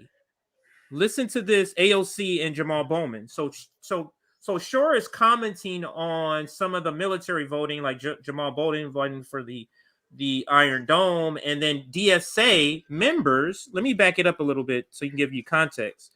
So this is what DSA's reaction was. Shore admits that the 100+ DSA members serving in the state and local office, according to the country, across the country, and even the socialists with significant blocks of city councils and urban centers in Chicago and New York, sometimes take positions. She's saying these people in these areas sometimes take positions that are wildly at odds with those of their organization, with those of the DSA. Listen to what she goes on here to say. But Shore defends AOC and Bowman and argues there is no principle worth defending if it alienates the Democratic Party establishment. Do you hear that? That goes to Breaking Points. There is no principle worth defending. And in this case, Crystal Ball is talking about anti-war. There's no principle worth defending if it alienates the Democratic Party. Right now, the DSA, Jacobin, all of these people, the minor leagues of the Democratic Party are sitting at the kids' table of the establishment, and they don't want to be taken off. So they have to come up and move to the right and start doing things that they don't normally do, moving to the right in order to align with this party. But this was completely shocking when I read this. There's no principle worth defending if it alienates the Democratic Party. So if I'm getting this straight, it's like, okay, so we have to go against our principles just so that we can stay in line with the Democratic Party because we want access to the Democratic Party still. Like, right. Or right. The whole phrase, the time to do what is always the time to do what is right. When, you know, that phrase doesn't mean anything to them. Like, to do the right thing even when it's unpopular, that doesn't register to them. And please miss me with the, oh, we gotta be strategic in this thing. Look, if it's the right thing to do, who gives a crap about strategy? Like, was it the right thing to do to free our ancestors from slavery? Most of them didn't want. They still didn't want us free. Wait, hang on, wait. Okay, I'm getting upset because it's just like, wait a minute, hold up. So even though it was unpopular, it was still the right thing to do. Then yes, be against this war because it's the right thing to do. Why are you going to sit here and coddle the Democratic Party instead of saying, no, you're wrong? And then stick to it. And then guess what? The support from the people will follow. How many times have we sat and watched presidential debates where they're talking about, oh, I was against the Iraq war. I was against the war in Afghanistan. When at the time, if you were correct in that position, you should have been correct in that position. Why aren't you doing the same thing now? You're sitting there going, oh, well, we have to stand alongside with them when you know it's not the right thing to do. And then you're sitting there, and then what's going to happen years from now? Oh, well, there was just a different time, and we were just fooled. No, you weren't fooled. You chose this position so you can stay with the Democratic Party, just so you can get some people in there. But the thing is that you're going about it the wrong way and continuing to basically put our people, at risk of being cannon fodder for the military-industrial complex. Like, what are you doing? And so when people continue to do this, to want to sit at the little kids' table of the Democratic Party, it really shows you have no backbone. Where is it? Because the thing is that if you truly had a backbone, you would stand up to them at a time when it's unpopular to do what's right. But you don't. So it's like, miss me with that BS. Because you can't now sit here and then cry about what the Democratic Party's doing if you're constantly giving them a license to keep on doing it. It's like, stop them. Let them know that you don't approve and stick to your guns. But the thing is that do you have the intentional fortitude to do what needs to be done? And apparently, along with the Democratic Party to run under them, when the time came to really tell the Democratic Party who they are to their face, a lot of them had scaled back. Oh no, we really can't do that because it's not going, because we need unity. And then guess what? Those same people who the Democratic Party didn't want, guess what? Where are they? Now, well, I guess they're on TYT with a brand new show then, huh? Because they didn't have the chutzpah to say, you know what? No, you guys are wrong. And I will keep telling you you're wrong to your face. And now, guess what? Look. So now, guess what? What are we going to have in 4 years? Oh, this is the most important election of our lifetime. We got to stick with the Democratic Party because, Guess what? You guys stuck with them when they were wrong, even though you knew it. And so it's just like, come on, man. And this is why a lot of us are saying, no, leave the Democratic Party because they're not about it. And people want to look at us like we're idiots for going against them. But the thing is that if we're idiots, then they would have never seen us as a threat. And guess what? They see us as a threat because guess what? They saw Fred Hampton as a threat. They saw Malcolm X as a threat. They thought of Martin Luther King as a threat. And guess what? Are they still here? No, because they were a threat. Because there was a threat to power. I'm done. Yeah, if they was really about it, they wouldn't be, that huge of an organization. You know what I'm saying? Especially stupid, man. All over the country. Like, there's no way the SA will, but they playing a part. And this is why a lot of people have left. A lot of people, stick with them because, and a lot of people that stick with them, that fight for this shit that they are talking about right now, It's because they like white supremacy, man. Like DSA is the whole thing of trying to revamp capitalism, right? They're trying to keep some of these same structures that got us here into place. They're just trying to make it more approval, you know what I'm saying, more friendly for the viewers or for the look-ons. But yeah, these people aren't serious about, you know, taking down the Democratic Party or taking over Democratic Party for real. They just working with them to roadblock a real left, you know, and gatekeep what it really means to be a leftist and whatnot, because they really do have the left in a headlock. And when people see the left, they think of DSA, they think of Democratic Party and shit like that. They don't even see us because we have people like DSA, you know what I'm saying, just drowning us out. And you know what I'm saying, coming against us, fighting against us from the right. They don't want to take down white supremacy because it got them here. It got them here where they are today. Why would you do that? Why would you knock down your own empire? No, it's civility politics against white supremacy. It's like, well, if we're mean to them, then they're not going to give us the position that we want. Man, fuck white supremacy. Well, fuck these people. Like, hold on. You're going to want to appeal to these people who are warmongers and people in oligarchs? Like, no. Hell, most of the country doesn't want to do that anyway. So you got basically all the country behind you anyway. So why are you going to want to appeal to them? Appeal to them? Appeal to Schumer and Pelosi? And Biden? Are you kidding? This is why it's important to have more to them. This is why it's important to have more than one fucking party in a country that's goddamn huge.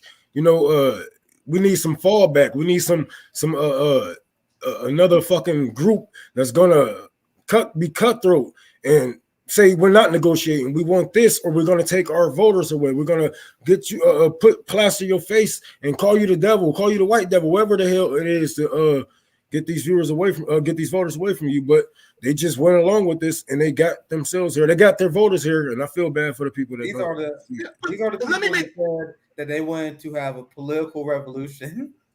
But let me make one more point. He owed receipt. He need to pay all the working class people back that they lied to. But go ahead, JB.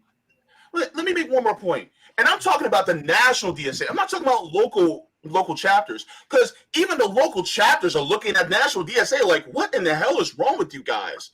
There's a lot of people in local chapters are like, yo, you guys need to tighten up because this is just wrong. And so a lot of local DSA people are just like, yeah, no, we don't agree with you on this. We're like, why are you trying to appeal to the Democratic Party like this? Like, no, you're supposed to be driving them. They don't drive us. That's not the way it's supposed to be. The people on the ground are supposed to drive, you know, the ship. And so, yeah, I mean, I just wanted to clarify that. All right, I think we can move to the next story, Nick. Unless you had a different story, I was going to move to the police chief. We've been putting this story off for a couple of days. Yeah, we can do this. Yeah, this is a quick story too. This is a very quick story. We just want to hear a little bit about what happened to the police chief. So there's a deputy police chief who got into some hot water, got caught up in a sex trafficking ring, and this colorful sort of police chief, I guess I never heard of him until now. I guess he's known for doing these types of things. Yeah, like not yeah, let's just listen. I don't want to preface it too much, but let's listen to the news. It's a little funny at the end, so I'll let him do his little funny closing, but go ahead with your comments and then I'll get his funny little closing at the end. Go ahead, Ron. Nick. I'm gonna say this. I'm sure that all that this cop needed, you know, he had 30 years service on the force. You know, yeah. I'm sure that if he just had a little more training, if only we sent more money to the police institution he was a part of, he could have got more training. And you guys know that's the liberal solution to all the problems of policing. All you gotta do is spend more money, give the people more training, and then they won't get caught with a prostitute. You know, just give them more training. We are governed by criminal cops that do the same behavior that they impose regressive fines and fees on the working class, and they ruin our life over. But CJ Rome, you can continue the video here, and we can continue commentating. Okay, we can listen to the last part. He says something about if you come to my city or something like that to that effect. But let's listen to what he says here at the end. Let me move it. Yeah, he was enjoying. Seems like this guy was enjoying, and that's what people have heard. I've heard taking advantage of his power. Yeah, he's enjoying supposedly putting the bad cops behind bars. But my question is, do you think this is the first time this 30-year veteran did this? Like the first time he got caught? Do we believe that? Like, does his wife believe this is the first time? The first time he decided to get a prostitute, which he never did. This is the first time in the 30 years. Like, is that what's happening? Is the police chief, is he mad that he did this, or is he mad that he got caught? He mad he got caught, making police officers look bad. Exactly. No, and it's best to call out your group before your group get called out by the others, right?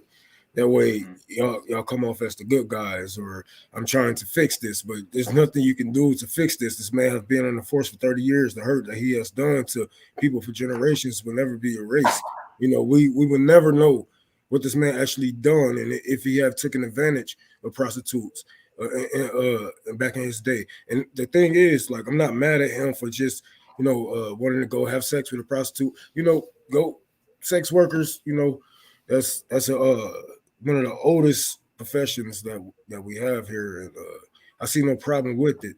But your job is hypocritical to our profession. That's exactly the point I was about to make. Right. So there's no telling what he has actually done to prostitutes that wasn't, well connected or high class and whatnot. Just somebody on the streets that he used his power to take advantage of and just get a nut off because he has that badge and that power for 30 plus years. But yeah, the police chief, if they actually cared, they would have caught this man years ago, because this isn't the first time somebody just have,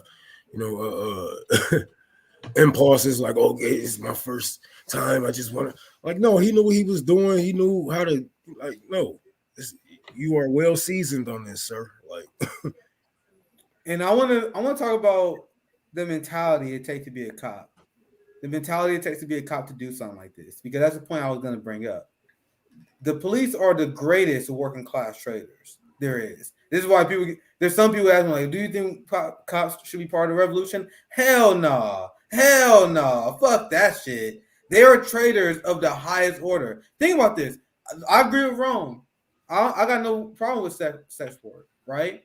But your job as a cop, which is why I will not be a cop in this country, is to impose capitalist authoritarian law and ruin the lives of ordinary working class people for non-violent offenses, one of them being engaging in sex work. So this same police officer, who's a police chief, who's been working in the force for 30 years, I guarantee you he ruined lives over sex work. Meanwhile, he's engaging in it. What kind of psychology is that? Where you throw in ruin the lives of your fellow neighbors and citizens, engaging in the same action that you approve of? These are not bad apples, right? This guy climbed the ranks and he was a police chief. I can't emphasize this enough. We are governed by a bunch of criminals. And I cannot emphasize, and you can't reform this. That's why. How do you give them more training? Like, what's the answer? What's the liberal answer to this? Give them a harsh Go ahead. That's all I have on the story. Go ahead. All right, we can move to the next quick story. Is Steph Curry being used by the ruling class, or either that or falling for Trump derangement? I actually think this is the last one. This is the last one I have. Yeah, just picking up from the ones we missed yesterday. So here is the story out of the Hill. Steph Curry says, let me change. Okay. Steph Curry says Trump should be treated as a serious threat. And let's briefly read here. Stephen Curry or Steph Curry says Americans should treat President Trump and his potential 2024 White House bid as a serious threat. Take Trump seriously, of course. The Golden State Warrior star and NBA Finals MVP told Rolling Stone magazine for a cover story published Monday for its October issue. Most of his rhetoric before he was president during his last 4 years, even now, if tries to run again, has a tone of divisiveness that doesn't have a place in our country, he said. A tone of divisiveness. I'll pause here.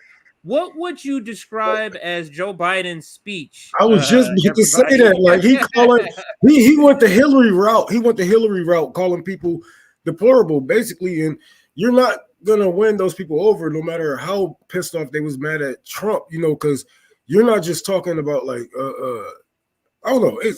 You can go ahead, man. But these people.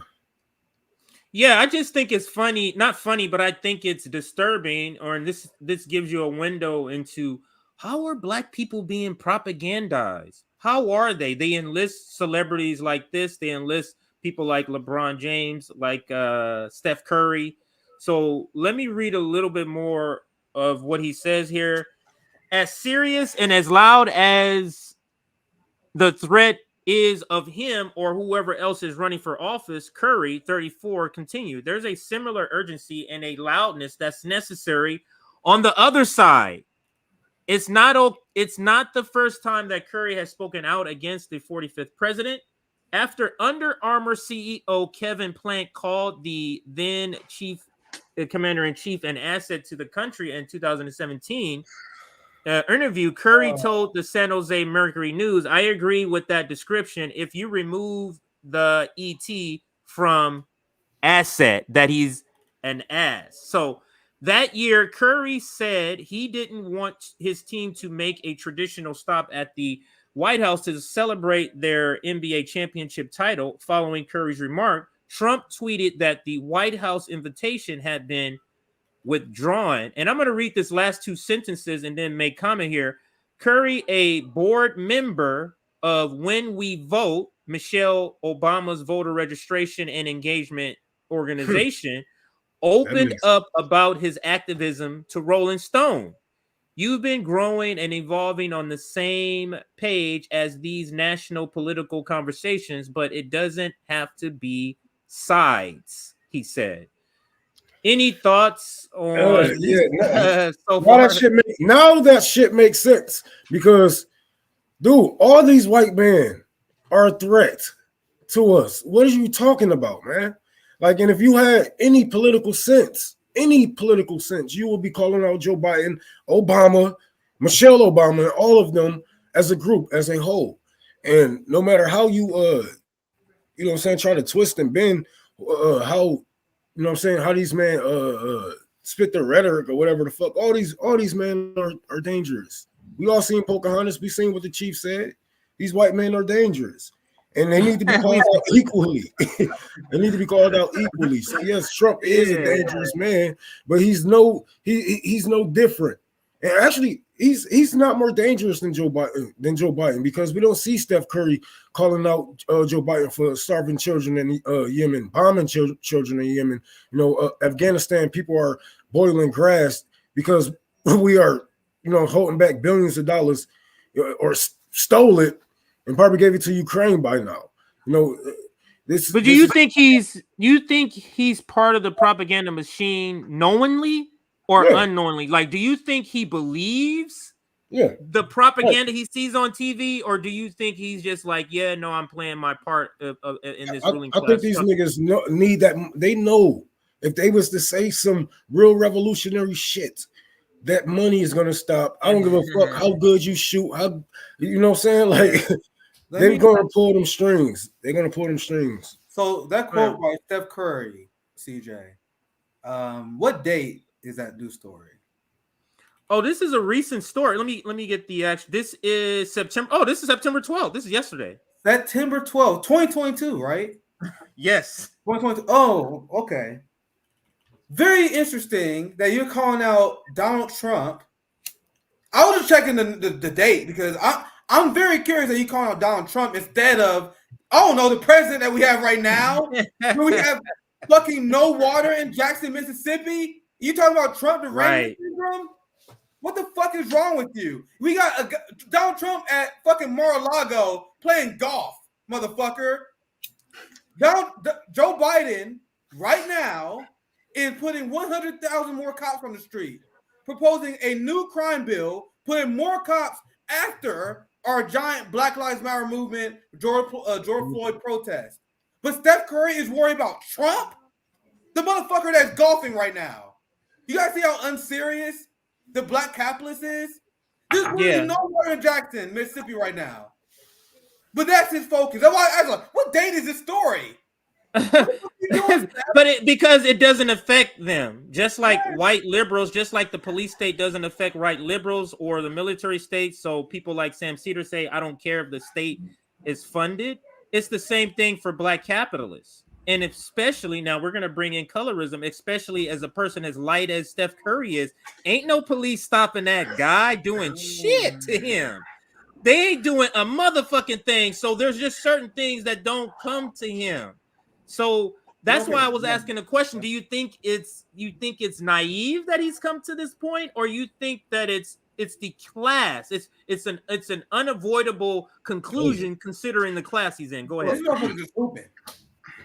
Yeah. He don't give a fuck. He don't give a fuck about anything. So he's like, he's just following his class. Think about who he's around. Man, he having cocktail 5-star lunches and dinners with executives at his team, with sponsor deals. His other people who know other So I don't think Steph Curry's a bad guy. Maybe I don't know him personally. I don't want to make that judgment yet. I just show this is just another example of the class divide we talked about. But I want to get JB. I know you want to try. I'll get your thoughts on here as well. Yeah. Wasn't his father in the NBA? Yeah. If I'm correct. Okay.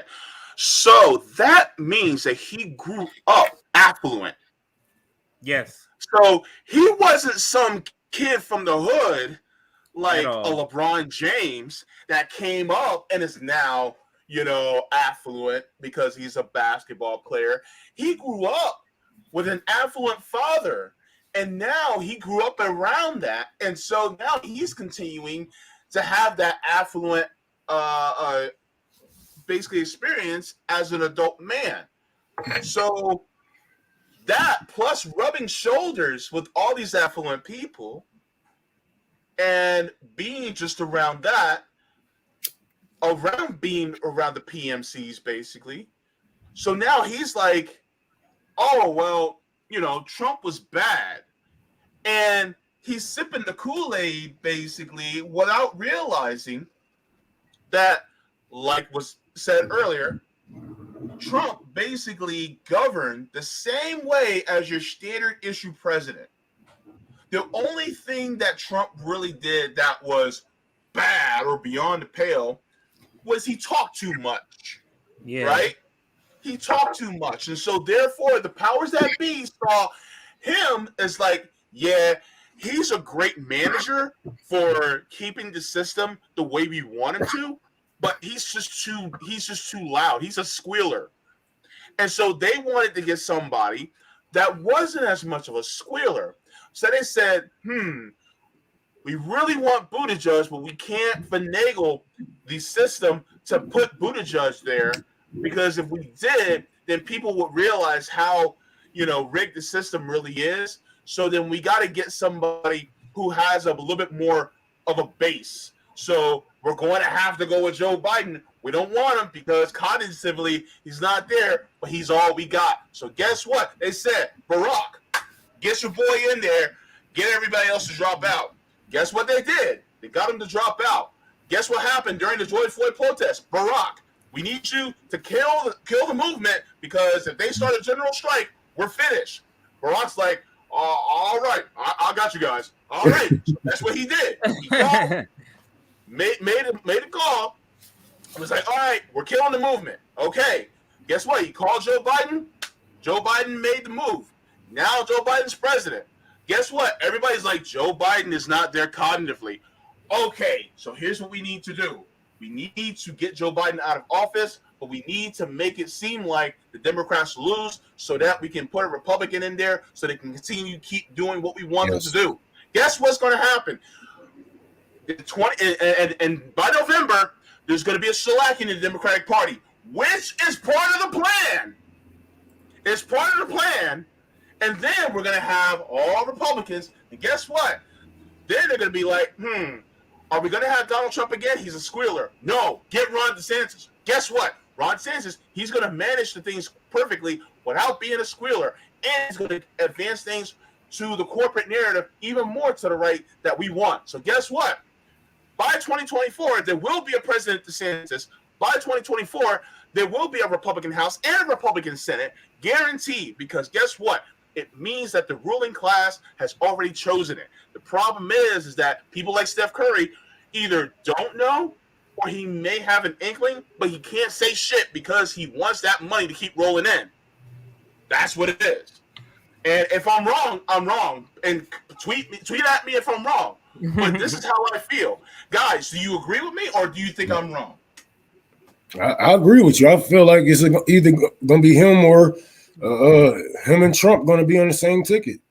I feel like those are the most popular ones that can pull out people to you know what I'm saying, get people to out here to vote and canvass again. Because when the only people that was out there like the MAGA was the Bernie people. So I don't see no other team getting out there like how MAGA was and how the Sanchez people will be, especially if they're going for the presidency. Yeah. Was there another part of the story? We gotta get the super chats. I'll probably gotta bounce off soon. Oh, I think we're done with the segments, so we can get the super chats and wrap things up. Let's get to the super chats. Thank you for the 499 Rodrigo Mendez. The funniest part is Breaking Points have manufacturer consent book behind them, so they learned. So they engage in the same technique they know that is approved by the establishment. I love RBN. Don't ever change. Solidarity, my brother Rodrigo. Thank you for the $10, Scott. This community got heart, soul, and mind. Thank y'all for your work. Thank you, Scott, for your solidarity. Thank you for the $2, Marvin Vargas. Just like U.S. was winning in Afghanistan 20 years. That's why I would turn my hair out that entire segment where Saigo were pretending a modern military losing a singular battle is never before seen, even though the United States haven't won a war. Like, what war have we won in the modern age? What war have we ever won where we accomplished our objective? Taliban took back over the country in 7 days, and they acting like, oh, we've never seen this before. This is they were fighting villagers. They were fighting fucking villagers with barely any weapons in Iraq, and they lost thousands of troops. Embarrassing stuff. But thank you for the $5, so wish I can offer more. And what did they accomplish? And this hurts a lot of people's feelings. But if it hurt your feelings, learn your lesson and learn who in the ruling class you should support. Because every single person that died in Iraq and Afghanistan in the United States forces died for no reason.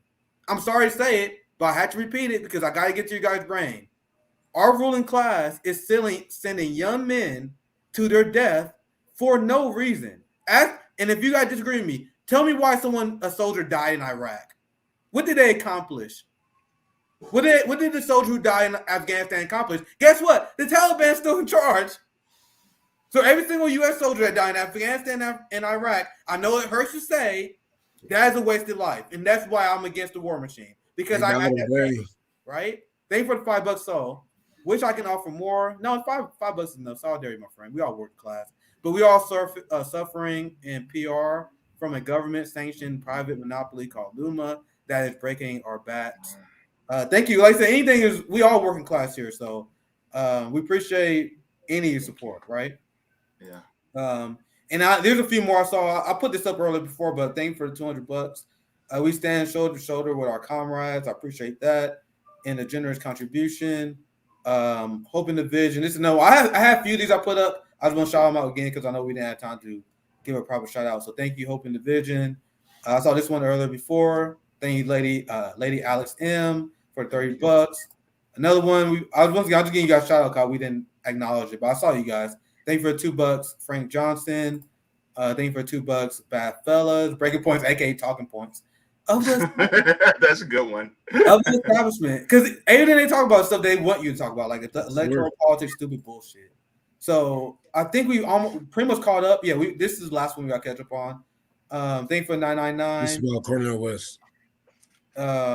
It is class, not age. I'm a 76-year-old working class activist. Pro working class academics are not working class. They may do lots of good. They may be with us, but they are not one of us. Very wise words, Chuck. Thank you. So we caught up. Anyone have anything else? I'm pretty tired. Anyone anything else? No. I think that's it. Unless JB has. JB, what you got coming up for your channel? So next week I'm going to be having on Western Marks, but he's coming on my channel, so I can finally have him on from Midwestern Marks. So that will be a great conversation. And for the JB show this Sunday, and then I will be also continuing the reading Michael Parenti and on my channel. So, and I just want to say thank you to everybody that has been, even if it's just kind words, and well wishes. I appreciate it because it means so much, because that it also goes to my emotional well-being, which I am also really appreciative of, because there's been a lot that's been going on, and I'm going to give it this. I'm going to let my mom know what's going on right now after this, because she's been stressing out too. And I just want her to, be more at ease, let her know that, people are also looking out for her and trying to help her. So I deeply appreciate it. Yeah, well said. On Thursday, we're going to have Briandre Gray join us. I don't know if you're going to be with me, CJ, but I have 2 guest slots on Thursday and Friday. You can join me if you're available. Briandre Gray will join me on 3 p.m. Eastern time on Thursday. Nico House, he has a show on RT. He's going to join us at 3 p.m. Eastern to talk about some Russia, Ukraine, and Biden. Because me and Nico, we were both 2 people that was like, bro, you guys are out of your fucking mind. You guys think we vote for Joe Biden. Now we're here to tell Black America, hey, look at the results of this. So we got a lot of great guests coming up this week. Yeah. So that's all I have. Yeah. Go ahead, I know you want to ask something else. I just got to make sure to share with people also the people who are on Rockfin, who also gave contributions. I don't want to miss them. So thanks to everybody on Rockfin. Thanks to Defender 1898. Says they say, from Puerto Rico, I give you this gift. Wish I can offer more, but we are suffering from a government-sanctioned private monopoly. So thank you so much, DLander 1898, so much for the tip. As well as Game.Film said, thank you so much for the tip for Game.Film. And and thank you so much to everybody for the well wishes on Rockfin as well. I just want to make sure you guys get recognition as well. Thank you. All right. Anything, Rome, before we end the stream? Anything from you, Rome? Yeah, I'm going to be heading down to Mississippi. If I can't make it down there, we're going to be shipping some tons of water down there. I'm going to be starting a fundraiser for that in a week or so. I got to connect with the people that's in these DM groups. Going to see where we can get some addresses for some drop-offs, and where is where they really been hit at and whatnot. Well, we're gonna be down in Mississippi pretty soon to help out the people in Jackson. Then we're gonna be heading back up north to Maine. I think I want to knock those out in like the same week or something like that. I should be heading up to Maine, but that's about it. All right, and then my final words is always, well, not always, but this time, JB fundraiser. We really could use your help. We're gonna be doing this, so anytime y'all stream, please make sure you're bringing up the JB fundraiser each time. I would try to make sure I do that. Also, our Substack. Make sure you join us on our Substack if you are looking to get notifications. I don't know where it's at, but our Substack. Just go to Substack and look for Revolutionary Blackout. Sorry, I'm real tired. I don't have the thing prepped. So I think that's it. We're gonna end with this video unless anybody had anything else. Just one thing. Thanks to Two Black. For the super chat. Thank you so much as well. Yeah, he was with us last week with CJ. Yeah, shout out to Two Black. He was bad. He'll be back on for sure, along with the other Black Power Media. Hey, people. yeah, Two Black. If you watch, I'm gonna get back to you because we definitely gonna do some more. I saw your message. I'll get back to you if you watch. Yeah, we have a upcoming joint Zoom call with Black Power Media, so we're gonna be doing some things with them in the future. So stay tuned for that. RBN is really pushing to do more things, so just stay tuned and see what's coming up from next for RBN. Support us. That's how we're able to do extra things. So support us. Oh, here it goes. Here's our Patreon right there. So our Patreon and our Substack is there. So please support us at both locations. If there's nothing else, then this is the video. The stream will end right after the video. So thank you for joining us today. And this is Richard Pryor on capitalism. Really think that some of the guys that you dealt with at NBC, no names, right? Because there's lawsuits for that too. That some of these guys really want to promote racism actively, or is it a subconscious? I just think it's part of capitalism is to promote racism, right? In order to make things work. If you feel better because you're white and you can get a job, you use that. I mean, I would. Absolutely. Say, I'm sorry, Jack, but shit, they say I'm white. I'm going to use this. Right. Absolutely. Get this job. I'm hungry, But, and that separates people. So they keep people separated. That keeps them from thinking about the real problem. That's as simple as I see it. Probably it's not that simple, but. Now, all right.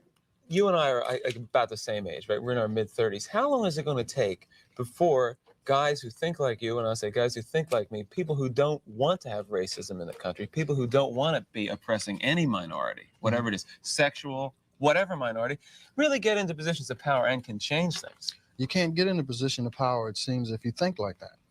It seems that the only time you get in a position of power is if you like the people that are in power. To me, I mean, that's the way it goes. I mean, people that get to become executives become like the people that were already executives. I don't know, maybe they go in with good intentions, but it eats them up. It's like a cesspool, it just gets on you and it starts the system eating. Levels them. Pretty soon it's all gone. Is that what a cesspool sounds like? Yes.